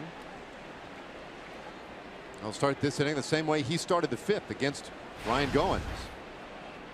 Goins to roll out to shortstop last inning, but it ended up being a 9-hitter inning for the Blue Jays, in which they scored 3 times in this high pop-up out into right field. Chu waiting for it.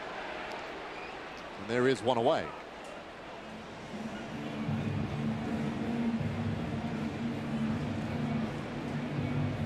Mentioned it earlier today. Yesterday's start ended prematurely for A.J. Griffin.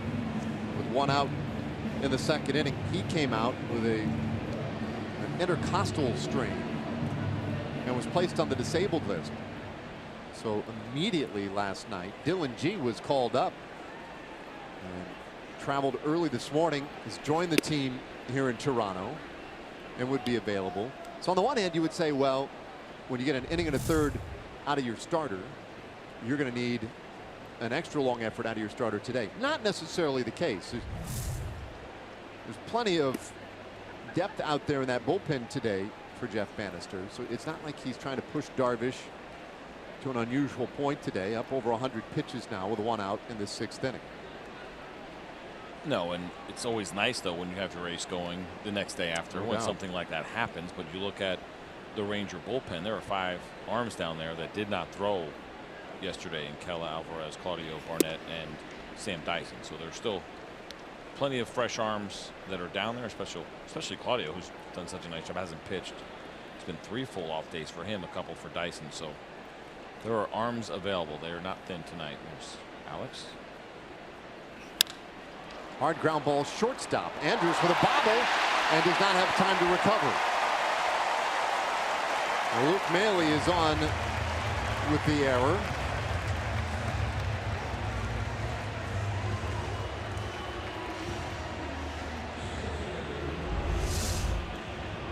Hit it kind of firm, but ground ball here on the turf, and you'll see Elvis, and he had it. I think it was just a little bit more on the exchange. He might have caught it. It looked like a little bit more in the webbing.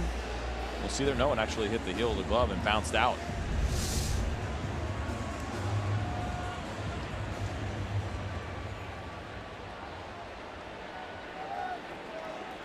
So Maley is on, and now Kevin Pillar, who is 0 for 2. It's a 10th error, by the way, for Elvis Andrews. Had the second among shortstops in the big leagues. Tim Anderson with the White Sox, 11 of those on the season.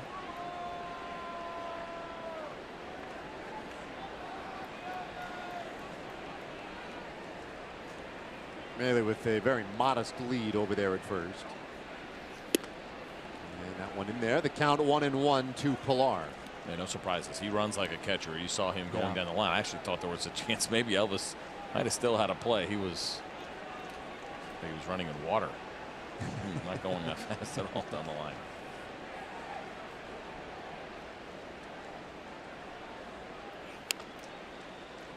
They've had it's kind of interesting because today that's happened a few times to the Blue Jays. It was the 4th inning when Kendrys Morales was the lead runner, and he couldn't score from second on a base hit. I think there was another situation similar to that.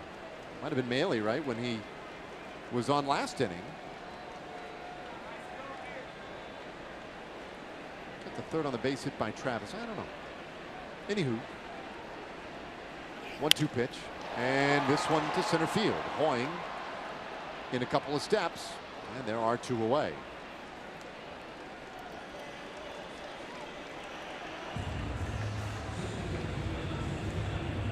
So now Devin Travis, he had the base hit last inning with 2 outs that extended the inning long enough to get Batista to the plate and allowed Batista to hit that home run. Blue Jays have won 4 straight. Played some pretty decent baseball. Got some big guys back off the disabled list. Rangers have lost 4 straight. Swept in Boston. Dropped the opener here last night.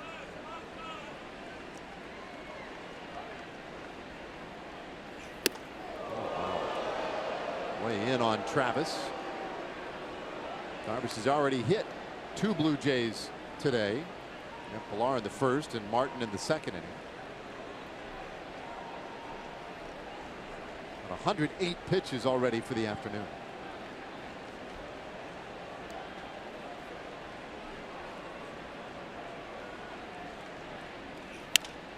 This ball hit towards center. Several steps to his left, angling back just a touch. Hoying is there, and the inning is over. We'll go to the 7th inning. Rangers trail by 2.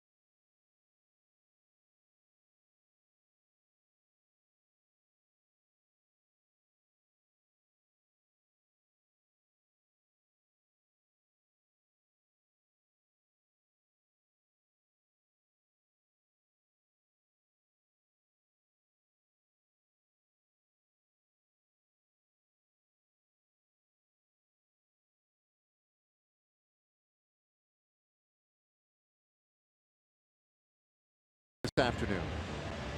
Hey, America's original nighttime IndyCar Series race returns to the all-new Texas Motor Speedway Saturday night, June 10th. And the first 20,000 fans in the gates will get a bobblehead of Graham Rahal, the defending Rain Guard Water Sealer 600 champ. And that is courtesy of Fox Sports Southwest. You buy one Rain Guard Water Sealer 600 ticket and get one free at TexasMotorspeedway.com. The offer expires June 4th. All right, Aaron Loop has come on in this 7th inning for the Blue Jays. So Marco Estrada out of the game after 106 pitches. Rangers with a shot now against this pen. And you see the stuff here, excuse me, the numbers from Loop. 21 games pitched, good whip there. Good walks. The strikeouts, we saw him yesterday, though, a little bit of a funky angle. Tough on those lefties, but he'll get a righty in Ryan Rua to start things off. And then, of course, it's Gallo and Hoying, the lefties behind him. Guessing maybe a pinch hitter, potentially. I faced 4 batters yesterday and retired all 4. And he gets Rua to go after strike 1.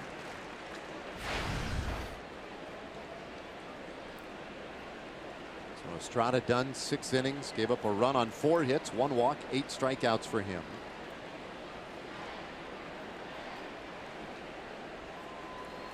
Rua shoots this one foul, and the count is 0-2.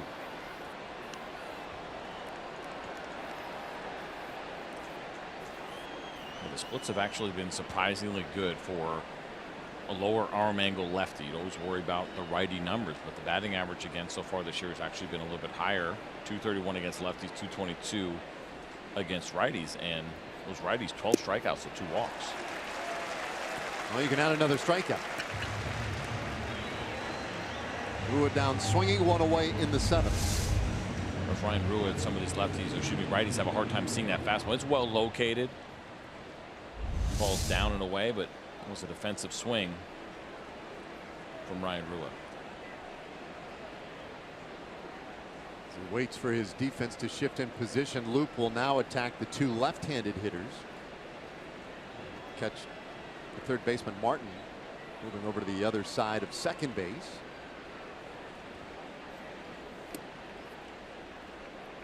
Gallo was the first man Loop faced last night. Came into the 5th inning with men on the corners and Gallo coming up. He got him to ground out to short.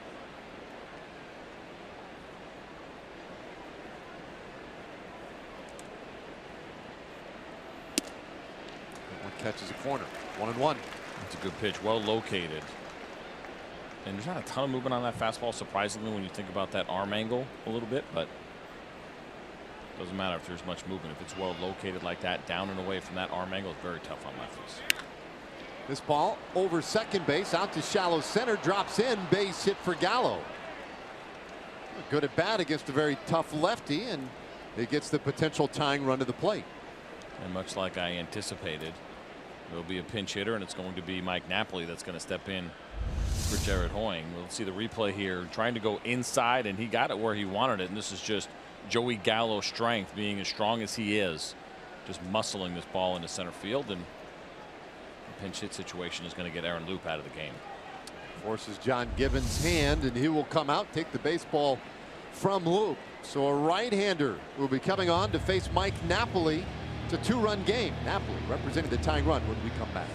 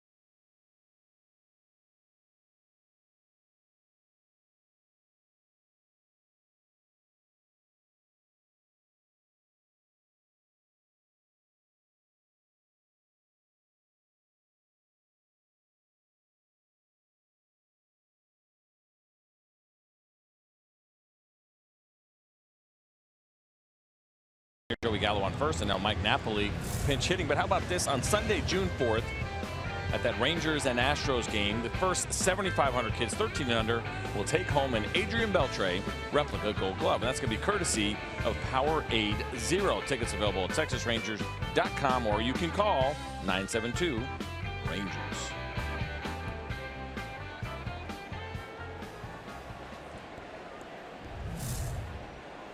So Ryan Tepera. And he is on here to inherit Gallo at first and duel with Mike Napoli. Righty on righty.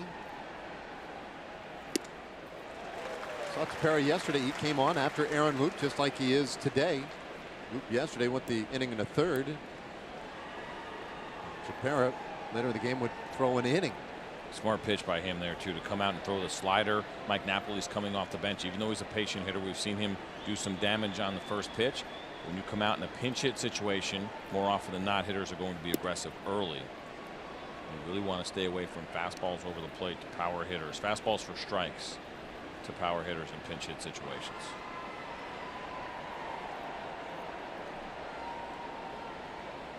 So Tepera now the third pitcher of the afternoon for Toronto. Gallo will get a little attention now.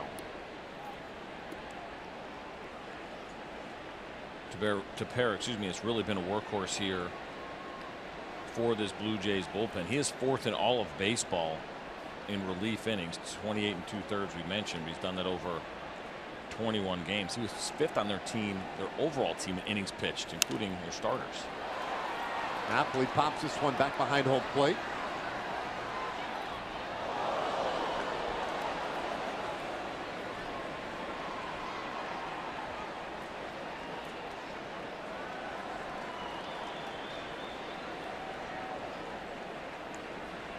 A third year in the big leagues for Tepera.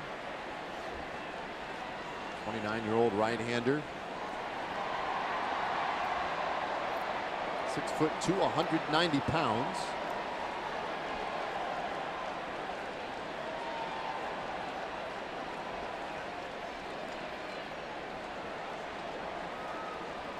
And there's 1-2 to Napoli. Popped up first base side. There may be room for this one. Smoke is over. And it's just beyond his reach, a couple of rows into the stands.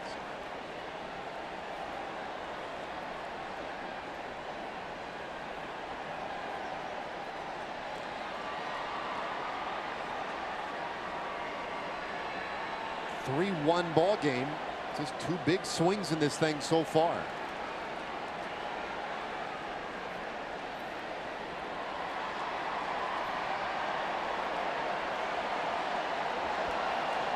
Napoli had a good game yesterday. Was 2 for 4. Lays off that one off the plate. Walked last night as well. Scored a couple of runs. And he's on a little stretch right now where he seems to be seeing the ball pretty well. He has been showing, doing it for power. As we know, Mike Napoli has so much of it. But I'm with you. I feel like seeing the ball well, good strike zone recognition. A little bit of a different feel for him here in a pinch hit spot. Not quite in the flow of the game, but so far he's put together a good at bat. 4 homers in the last 9 games for Napoli. That same stretch hitting .355. 2-2. And he hits this ball sharply on the ground. Sliding stop going. They'll go to second one. The relay got him at first. And that's a big time 6-4-3 double play. Goins to Travis to Smoke, and that's about as difficult as you could turn it. Inning is over. They'll stand and stretch here in Toronto. We go to the bottom of the 7th. Still just a 2-run game.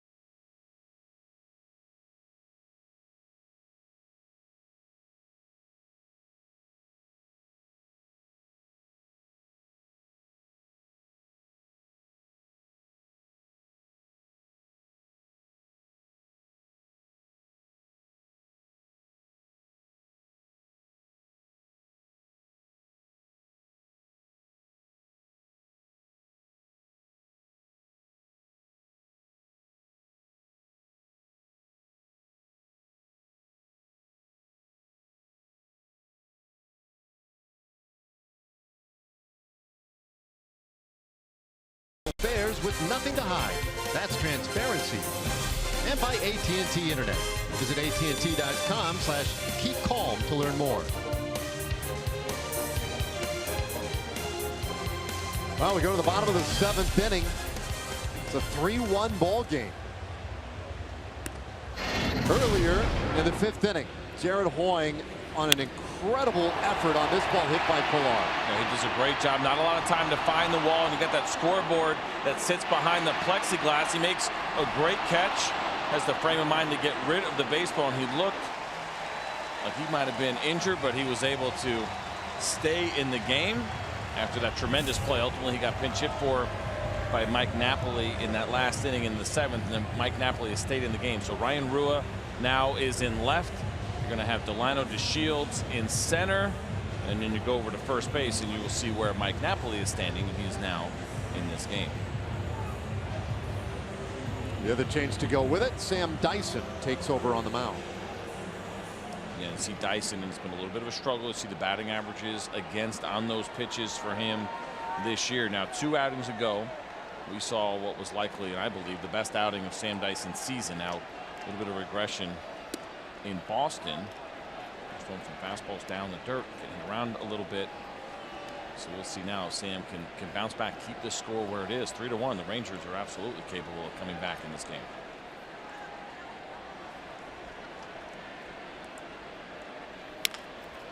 Bouncer left side of the infield. Gallo charges, throws, takes care of Batista. 1 away in the 7th inning. Not quite the drama on that at bat. What's that? Not quite the drama in that at bat. No, a little bit less. All right, time for a Chevy game break. Let's send it back to Rick Renner.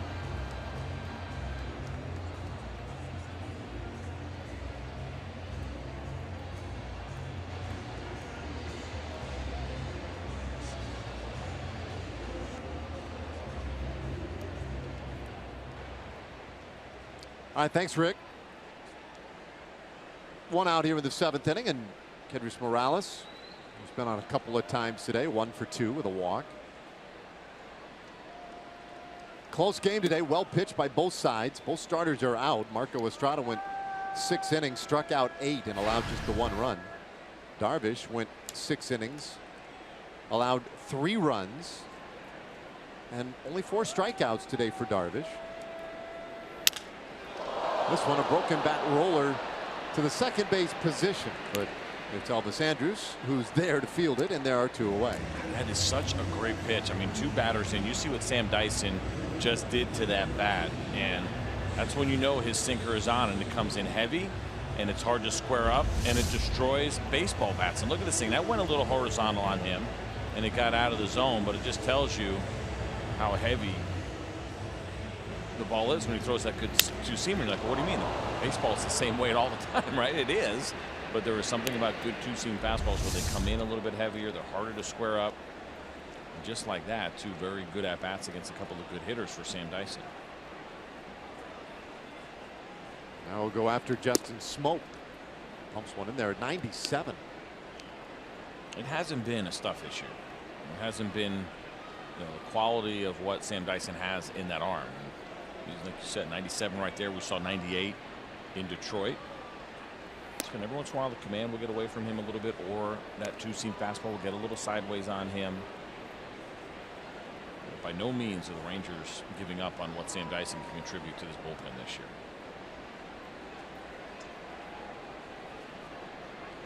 Smoke is 1 for 3. And he hits this ball on the ground. Taken care of nicely by Gallo, and it's a 1-2-3 for Sam Dyson. I remember him. Let's go to the 8th. 3-1.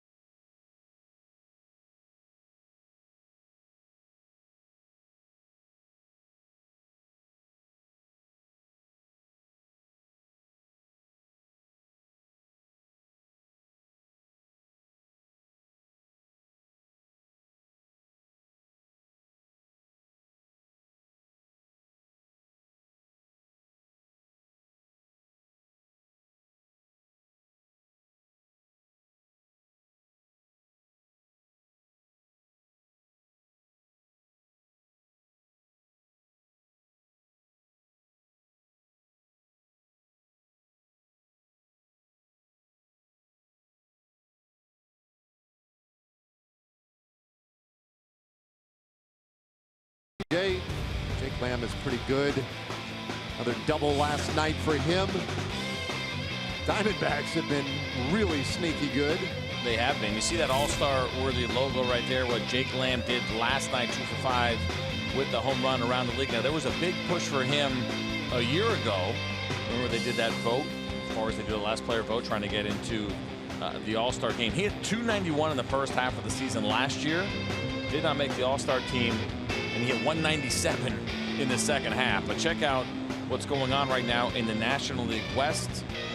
The Giants have been an absolute huge disappointment at 12 back, but the Rockies and the D-backs have been nice surprises. A year ago, the D-backs were kind of that everybody's kind of fun underdog pick. They thought maybe they were going to be the team with Chuck Miller, Zach Greinke. Didn't happen. This year, though, so far so good for them. They're 12 games over 500.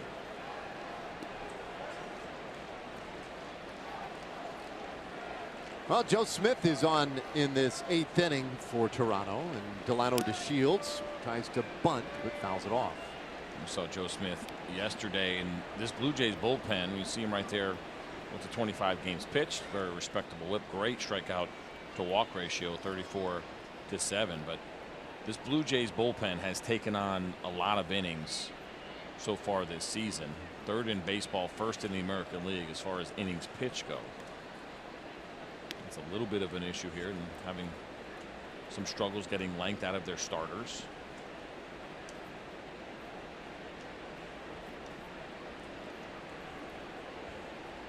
Corners are in a little bit now with the Shields up there, and he's swinging. The count 0-2.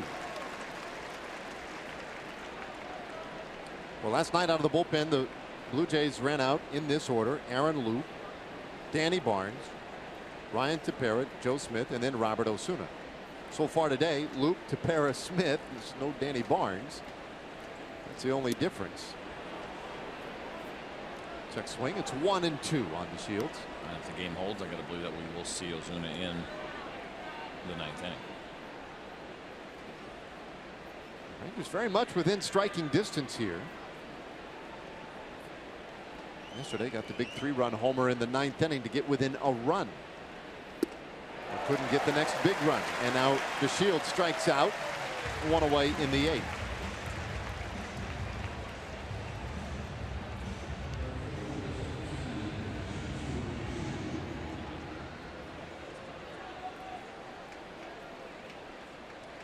Hey, make sure you download MLB.com @BAT today. You get all the Rangers home screen icons, as well as game day, highlights, radio broadcasts, StatCast, news, and more.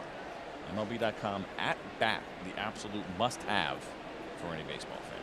It's the killer app. Best one ever. Here's Chu, and he takes it a little tight. Easily the app I use the most. Oh, no doubt. Maybe Twitter, which it should be the app I use the most, really. It should be less Twitter, more MLB app. No one's judging. 2-0. At least not out loud, they're not. I lean on maps quite a little bit. It's a good one. Although I turn my cell service off here. I'm not taking any chances in Canada. I don't want any surprises on my bill. Well, 3 balls and no strikes to choose. So Smith in danger of putting a very big base runner on in this 8th inning. You get a runner on, then it's one swing and a potential new game.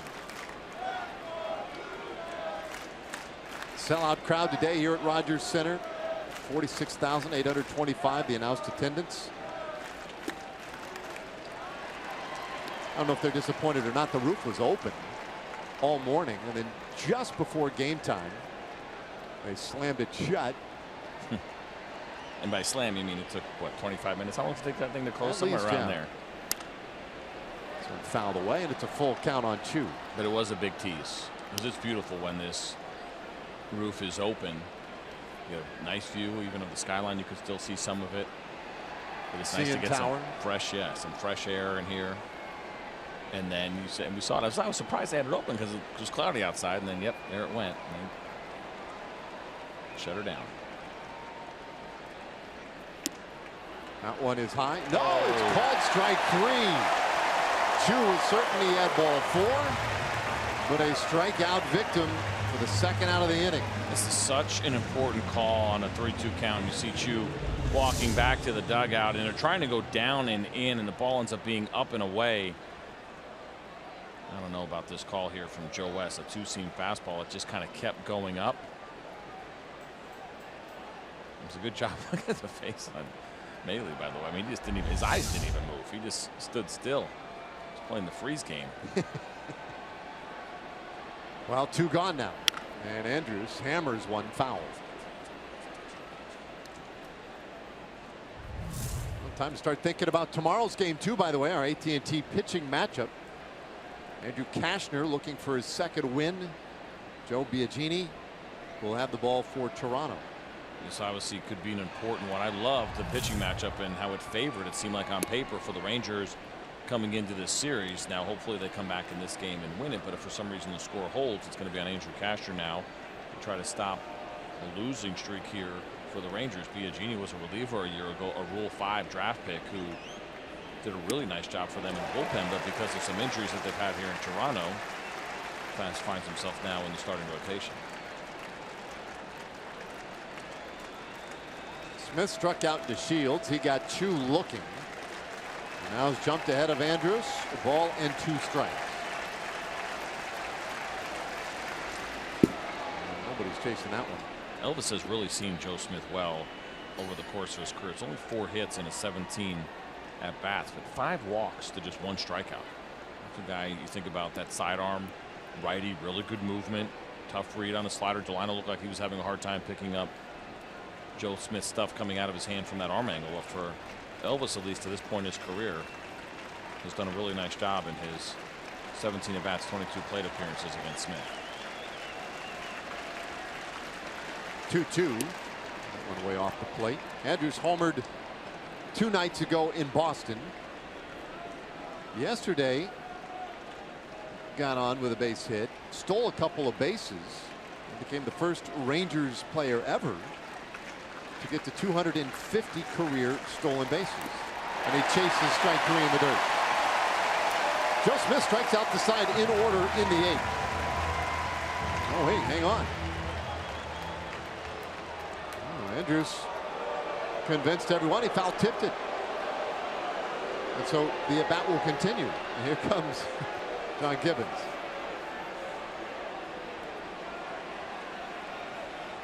Yeah. So Gibbons going to have some words with Joe West. That's a play that's not reviewable. We'll take a look here. That 2-seam fastball starts at the bottom of the zone. Let's see as Elvis takes his swing here. And may not have foul tipped that, but a non-reviewable play.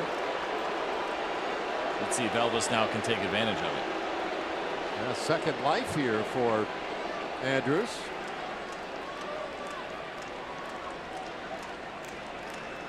Gibbons done with his conversation back in the dugout.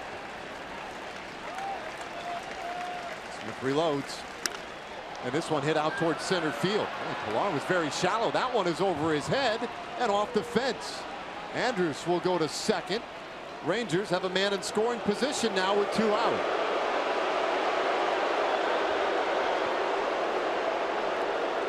Wow.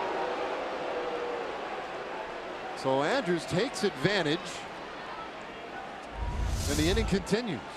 Well, I mentioned he sees the ball well off of Joe Smith in second life after what looked like maybe a missed call by Joe West, and Smith leaves that ball up.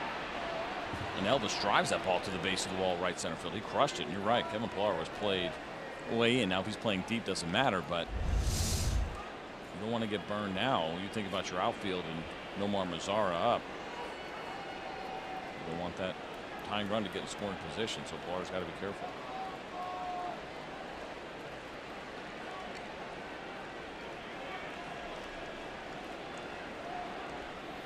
Mazara hits it on the ground. Travis on top of it, throws him out, and that will end the inning. So the Rangers couldn't do anything with that 2-out double. We go to the bottom of the 8th, 3-1.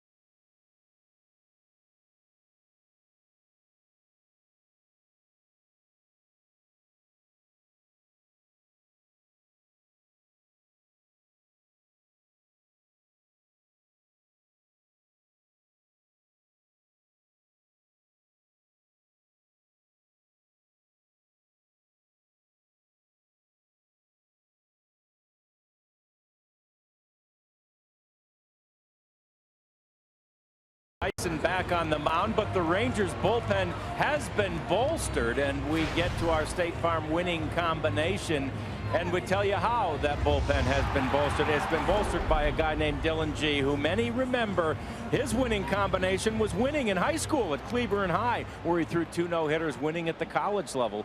An All-Southland Conference pitcher at UT Arlington. He says since he was a little boy, he's dreamed of wearing this uniform. Well, sort of. The Rangers have really never worn this uniform, but Dylan G's wearing it today, guys. Yeah. I think, you know, we got where you were going with that, John. Definitely. He was very excited today. Is Tyson out for another inning of work? That's something that never changes, right? For Dylan G, who is 31 years old, and the team that you always wanted to play for as a kid, and when you finally get that opportunity, just because you've been around the league and just because you've had some success and all of that does not mean that that changes very much at all. I can relate to that at 31 years old, same age as Dylan was the first time had an opportunity to put on the uniform of the team that I rooted for and where I watched games as a kid in New York with the Yankees, and it's a cool moment. It's just as exciting as you think it might be. 2-1 to Russell Martin, who has reached every time he's been up so far today. Martin, Carrera, and Goins in this 8th inning.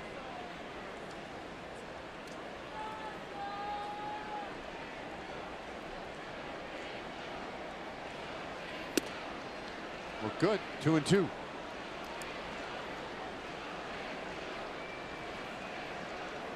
the 6, 7, and 8 hitters for Toronto, and Dyson, who was brilliant in the 7th. 3 ground ball outs.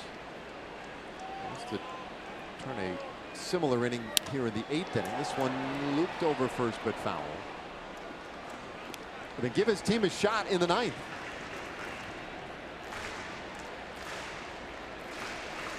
I think I like that I've seen Jeff Bannister do so far this year. When you have some guys that maybe are struggling, you know, Sam had a rough one his last outing. When they get back out there, there's always been kind of this old adage of, you know, maybe have a little success and then get a guy out of the game, right? Some positives to build on, but seeing him kind of push a little bit and make these guys do a little bit more, and when it works out, it's great, right? I mean, Sam had a great inning that last one. That foul ball looked like it might have caught Robinson on his wrist, but I like that. You know, even the game that he had in Detroit, that really great game that he pitched on Sunday, or yeah, it was on Sunday, right? He finishes off the inning 2/3 of an inning, does a really nice job, gets some big strikeouts, and I'm thinking, okay, well, maybe Jeff Bannister will take him out right there. It's a nice building block, really positive. He throws him back out there, and he has another really strong inning in the 8th. All right, and I think that's kind of a trend here for Jeff Bannister. He gets away from, oh, I'm just going to let you see have a little bit of success, and then maybe pull a pitcher out of the game. He doesn't operate that way. He lets these guys go a little bit longer, pushes them to kind of break some of those, I think, old molds. Fly ball headed down the left side, foul. Keeps it at 2-2. It's a bad mindset to be in as a pitcher. I've been there before. If you're struggling, and like I said, you finish off an inning or you throw one inning and like, oh, I've got a good one under my belt, maybe I'll get out of here. No, that's the wrong way to think. You don't want to be just happy with smaller successes. The idea of having some longer ones, bigger outings that matter a little bit more. And Jeff Bannister, I think, uses that as a tool to try to get guys back on track. This will be the 8th pitch of the at bat with Martin, and he gets him swinging. Well, he had to invest a little bit in it, but gets the strikeout. One away in this 8th inning. See this pitch finish below the zone from Sam Dyson, and a really nice changeup, and that was what really kind of lit our eyes up in that outing back in Toronto. The changeup, I mean, he had a swing and miss. The bottom just falls right out from under it, and that's a big key for him. Fastball command, yes. Horizontal movement on the fastball, getting away from that and getting a little more downward movement, but the fastball changeup combination for Sam Dyson when he is on is deadly. Now a bunt back toward the mound. Dyson will pick it up himself, and Carrera called safe.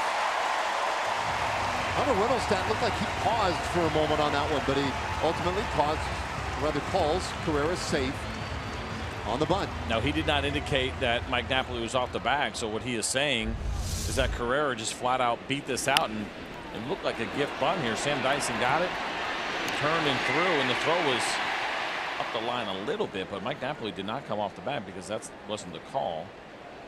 It was really close. Now, if that throw is on line and Napoli can step toward Sam Dyson, then Carrera is probably out, but he had to wait on the throw and had to step to his right, and ultimately that ended up leading to the base hit. Michelle there making the call up to the clubhouse to see if they want to challenge this, but they do not. I'll let it go. So bunt single by Carrera.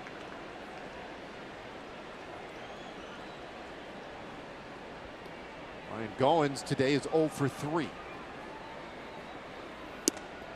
And he takes a strike.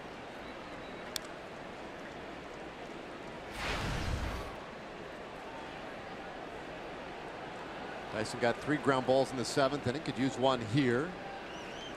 With his team to the 9th, where it'll be Chirinos, Odor, and Ruidu.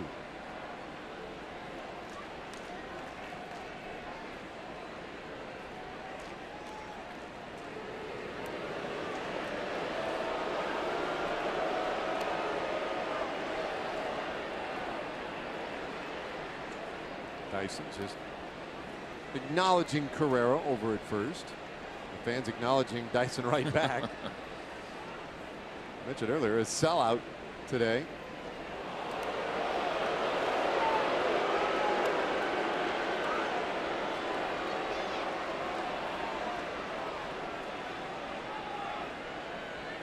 If I'm Dyson one more time just to see if you can really irritate him.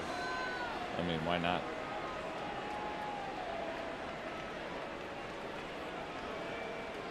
Pretty good lead over at first. Not going though. 1-1. And the Blue Jays shortstop.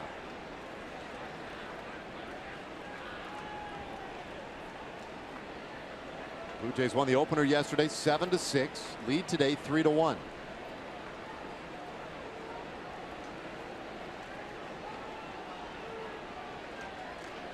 Carrera with a couple of steals this year and 3 tries. Not going again. And that's ball 2.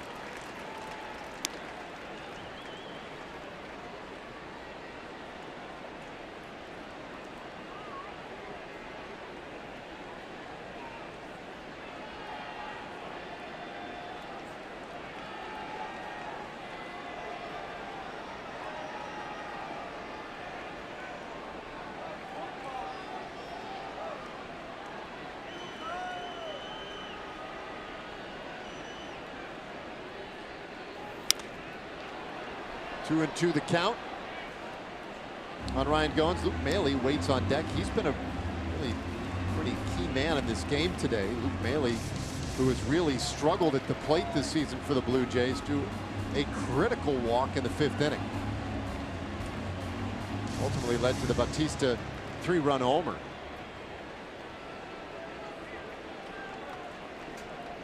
The bottom of the order has factored in this one in a fairly significant way for the Blue Jays. We've seen that on a number of occasions this year. The opposition's lower third of the order could be tough. Full count.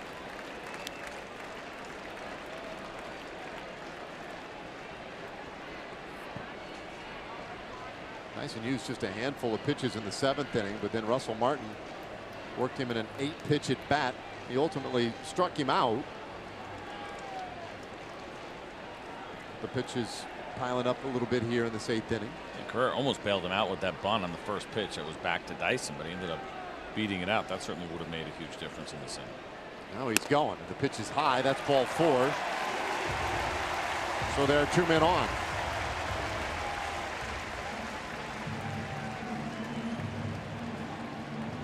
Well, Tuesday, June 20th, Rangers and Blue Jays get together again.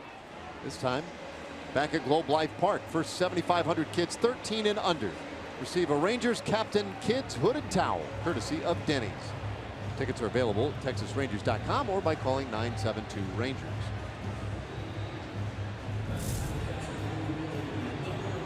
Well, the bullpen has been working down there. Alex Claudio handing off the ball, says I'm ready. And in fact, it looks like he may be coming on. We'll see. Dyson waiting for Jeff Bannister. Coughlin announced as the pinch hitter, and so indeed it will be Alex Claudio. 2 men aboard, bottom of the 8th in a 2-run game.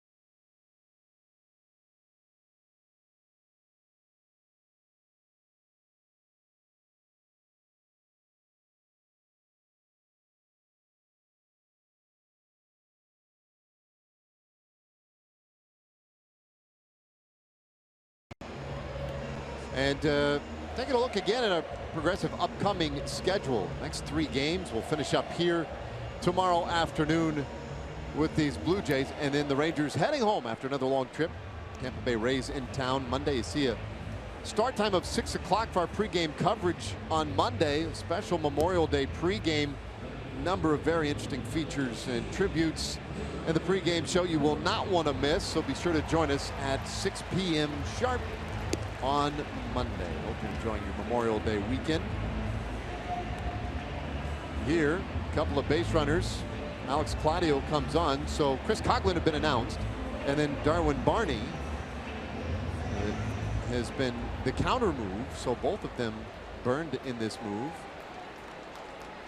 As you see the arsenal here for Alex, and the pitches that he used, that 2-seam fastball is what you will see the most of. Does a really nice job of generating ground balls, which the Rangers would certainly take right here. Double play in order right now with 1 out, especially here against a righty in Barney. 6 of them so far this year, if you can believe that, for Alex Claudio. He starts Barney off with ball 1. Jeff Bannister makes that move knowing that they're most likely going to pinch hit in that situation. He's perfectly comfortable with it. I mentioned that ground ball rate, how good it has been, 62% now in back-to-back years, but more double plays than usual, and we know the Rangers have been excellent at turning double play. Now it goes to 1-1. Barney 1 for 5 this year as a pinch hitter. Not an easy job, as we have discussed at times over the season, but a guy, Barney, who came up in the National League, where you do get a little more experience doing that kind of thing. And he hits this one back to the mound. It goes through Claudio, though. Odor charges, and it's so to first. Not in time. Everybody is safe.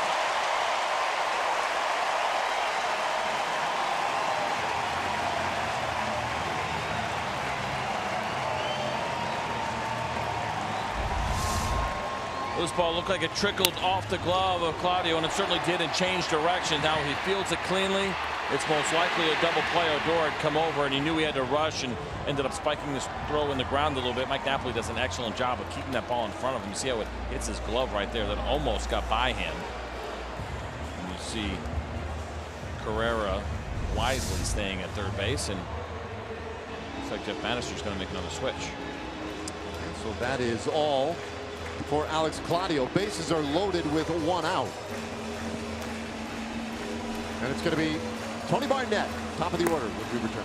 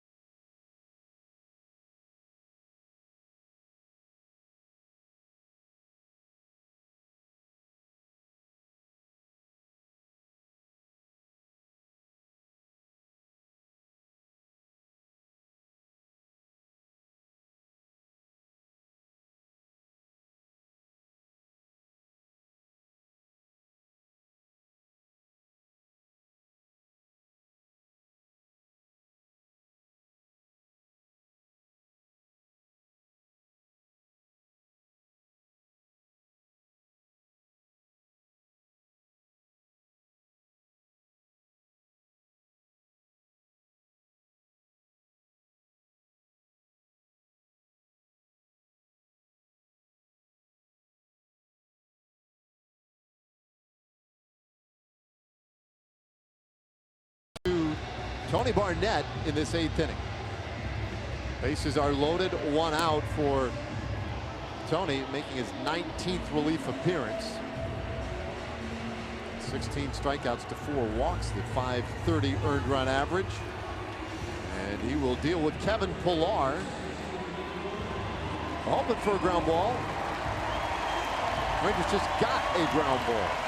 But it has been a kind of weird ball game today. It has been, but the Rangers are still right in this thing, and so it becomes so important to make sure that they find a way to get out of this jam. You see the heavy cutter usage from Tony Barnett, and a very respectable batting average against in that situation. Now you look at Kevin Pillar and you start to look at some of the data. He has been very good against the cutter over the last 2 years, a .381 batting average. So we'll see if Tony still stays with his best pitch, and he does right there. That is that first pitch cutter. You get into that jam a little bit, that spot where you say, okay, well, you know what, cutter's my go-to. It's a good one. And you see a hitter who's good against the right-handed cutter. And it is the balance of, do I go to my strength or to his weakness? And more often than not, you prefer the pitcher stay with his strength and not get away from his game plan. Now Barnett, definitely a ground ball pitcher. This one in a very big way here. Herrera third, going second. Barney first, and a swing and a miss. Makes it 0-2 on Pillar. You're right. He's right at a 51% ground ball rate so far this year. Has gotten a couple of double plays. You know, you brought this up last night. You get in this count right now in a jam, and you still continue to go for that strikeout. You think ground ball early, take a couple of shots at the strikeout now, and then if not, go back to what you think is your best pitch, just to get him out, whatever it takes at this point to get him out without getting that run across from third base.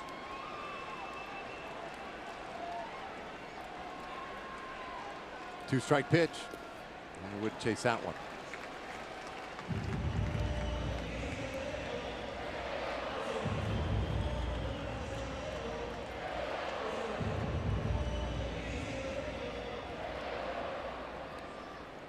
Three runs, 7 hits, an error for the Blue Jays. 1 run, 6 hits, and 1 error for the Rangers.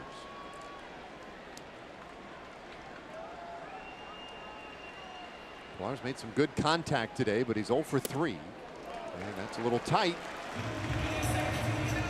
So Osuna and Jason Grilli up right now, and so basically if the game stays as is, if it's a save situation, it'll be Roberto Osuna, and if not, I'm guessing 4 runs or more, then it's going to be Jason Grilli, former closer. The guy who's been there and done it before.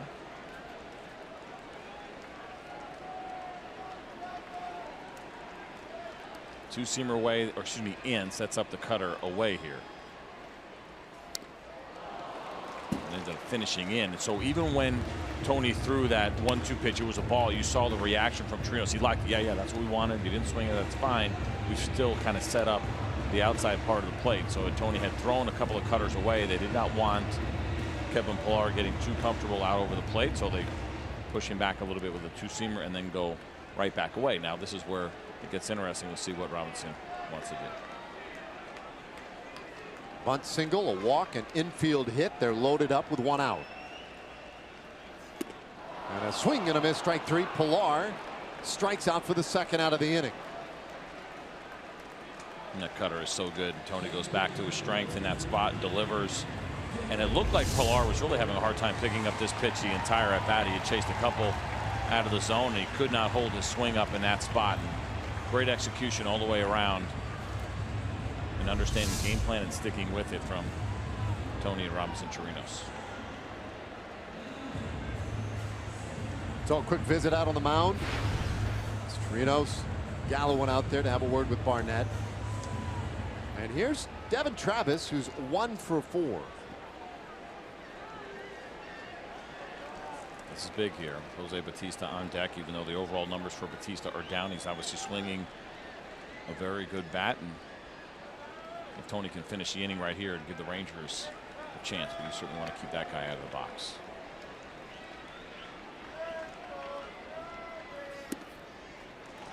Well, Travis has been no picnic lately either. Yesterday had a huge game, batting in the 8th spot in the order.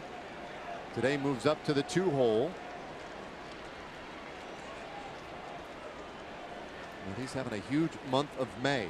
Getting over 370 in the month. Ooh. Takes a strike. You see Travis looking back and talking to Joe West, and Kevin Pillar did the same thing. The first cutter that he saw from Tony Barnett that he thought was off the plate. And it's a pretty futile exchange of words if you're a hitter when you're going up against Joe West. He could not be any less interested in what a hitter has to say. 1-2 the count. I will tell you this. Is he interested in what pitchers have to say? No, not really. Not really what anybody has to say. That whole big deal with Jonathan Papelbon a couple of years ago when he kicked him out of the game, even though Papelbon was already back in the dugout. And yeah, there's no tolerance from Joe West. But I will tell you this, he opened up the outside part of the plate a little bit. I think we've seen it this inning. And then what happens is it puts these hitters in swing mode. It's a huge difference when you make that call and you can get the corner from an umpire.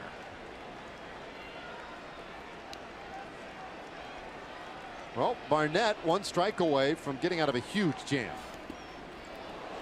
Good block by Torinos, and it's 2-2.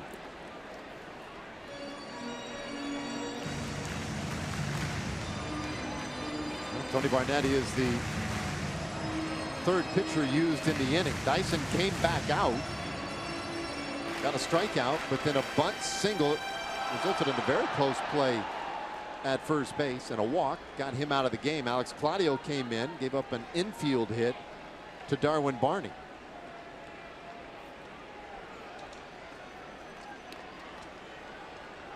Barnett struck out Pillar. And it's 2-2 to Travis. Struck him out swinging. Back-to-back Ks, and it takes us to the 9th. A 2-run game. Rangers will have Robinson, Torinos, Rougned Odor, and Ryan Rua coming.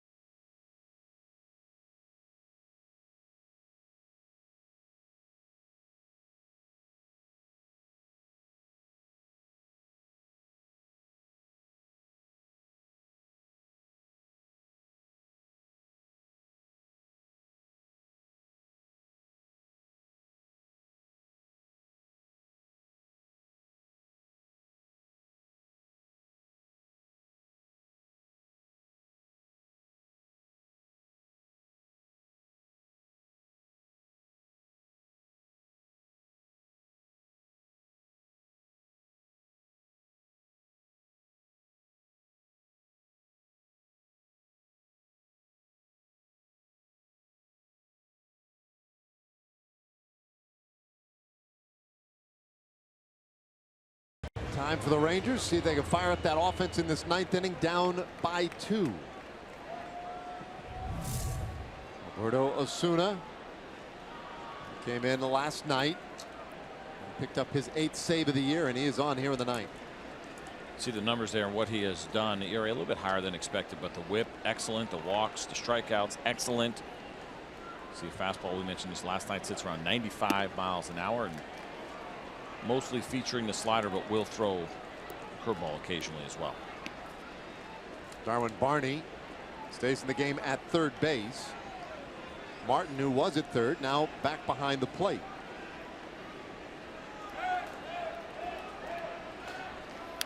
Torinos fouls that one off of Martin, it looked like. 1-1. Sounded like he fouled it off a microphone. Wow. That's it. So a ball and a strike on Chirinos, who got a base hit in the 6th inning.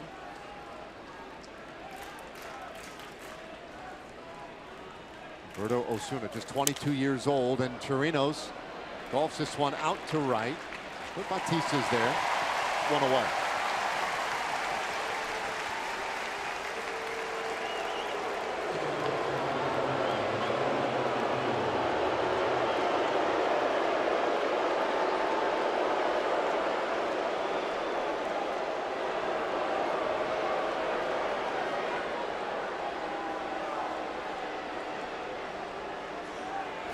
Odor's heard that every time he's come to the plate. Last night hit a home run in this 9th inning. It has been consistent for him, and you're right, hit a big one last night, and certainly this will be a great time for another. Rangers down by a couple. Odor has a hit today, 1 for 3. Excuse me, I think I said curveball. It's cutter. It's slider cutter for Osuna. That's what that pitch was right there. That cutter, 91 miles an hour that was down.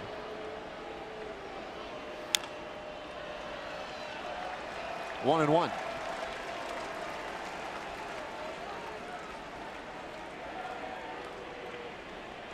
Now the Rangers' 1 run today came on the first pitch.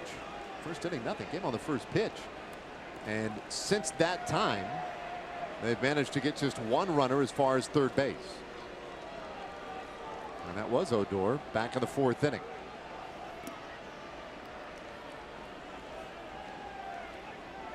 Marco Estrada pitched well, 6 strong innings. And John Gibbons has manipulated his bullpen effectively this afternoon as well. Loop to Parra, Joe Smith, and now their baby-faced closer, Roberto Osuna.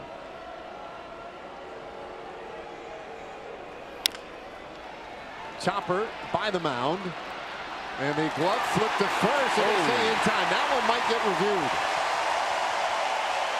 Great hustle by Odor to go diving into first base. Jeff Bannister hops out right away and asks the umpires to take a look at this, or at least to hold on, excuse me, to see if they want to take a look at it. I gotta believe that the Rangers are going to ask no matter what. We'll see the dive here by Odor. Look really close. Now you hear this all the time about whether or not should you dive into first base, and are you quicker? This is a really nice toss, by the way. But are you quicker if you run through the bag? And the answer to that is yes. But what happens on certain plays for guys and base runners and hitters will tell you is that there is something about going after the bag and feeling like you're going to get there quicker in the heat of the moment. So a lot of times they will dive. The only real time you want to dive in those spots is if the throw is up the line or you're trying to avoid a tag, one of those. And this one is really, really close. And based on that last replay that we saw, maybe too close to turn over. It's a good look here. Now remember, it's not the back of the glove anymore like it originally was. It's inside the cylinder, and I just don't know if they can see where that left hand is in time. Now the right hand, it's hard to tell if the right hand caught the bag in that spot.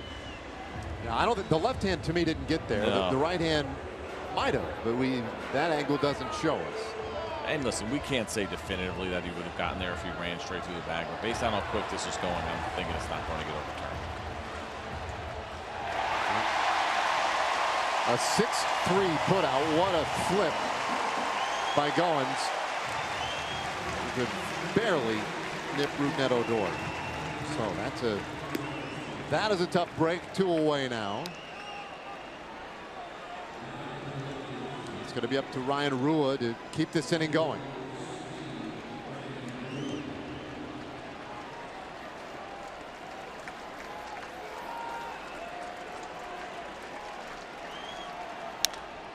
Rua shoots this one out toward right field, slicing away from Batista into that corner, and he runs out of room.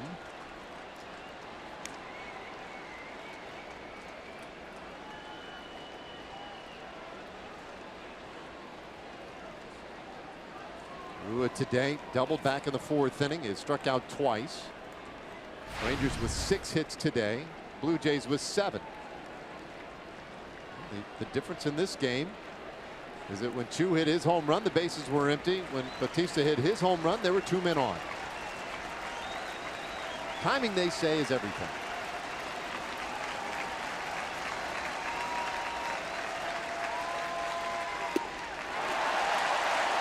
Rangers down to their final strike this afternoon.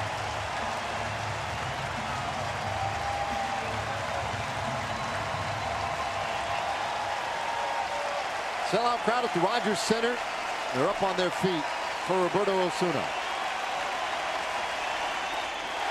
Rule couldn't hold back, and that one will do it. The strikeout of Rule ends the ball game, and Osuna picks up his 9th save. Blue Jays have taken the first 2 of the series. 3-1 our final score this afternoon. All right, well, stay with us. Rick Renner, Mac, and Mike Baxick, they'll be back momentarily to get the postgame started. A lot of player reaction analysis, etc. from Toronto. We'll be back to talk about Marco Estrada. For CJ Nikowski, John Radigan, and the rest of our crew, I'm Dave Raymond, inviting you to stay with us. Our coverage will continue right after this.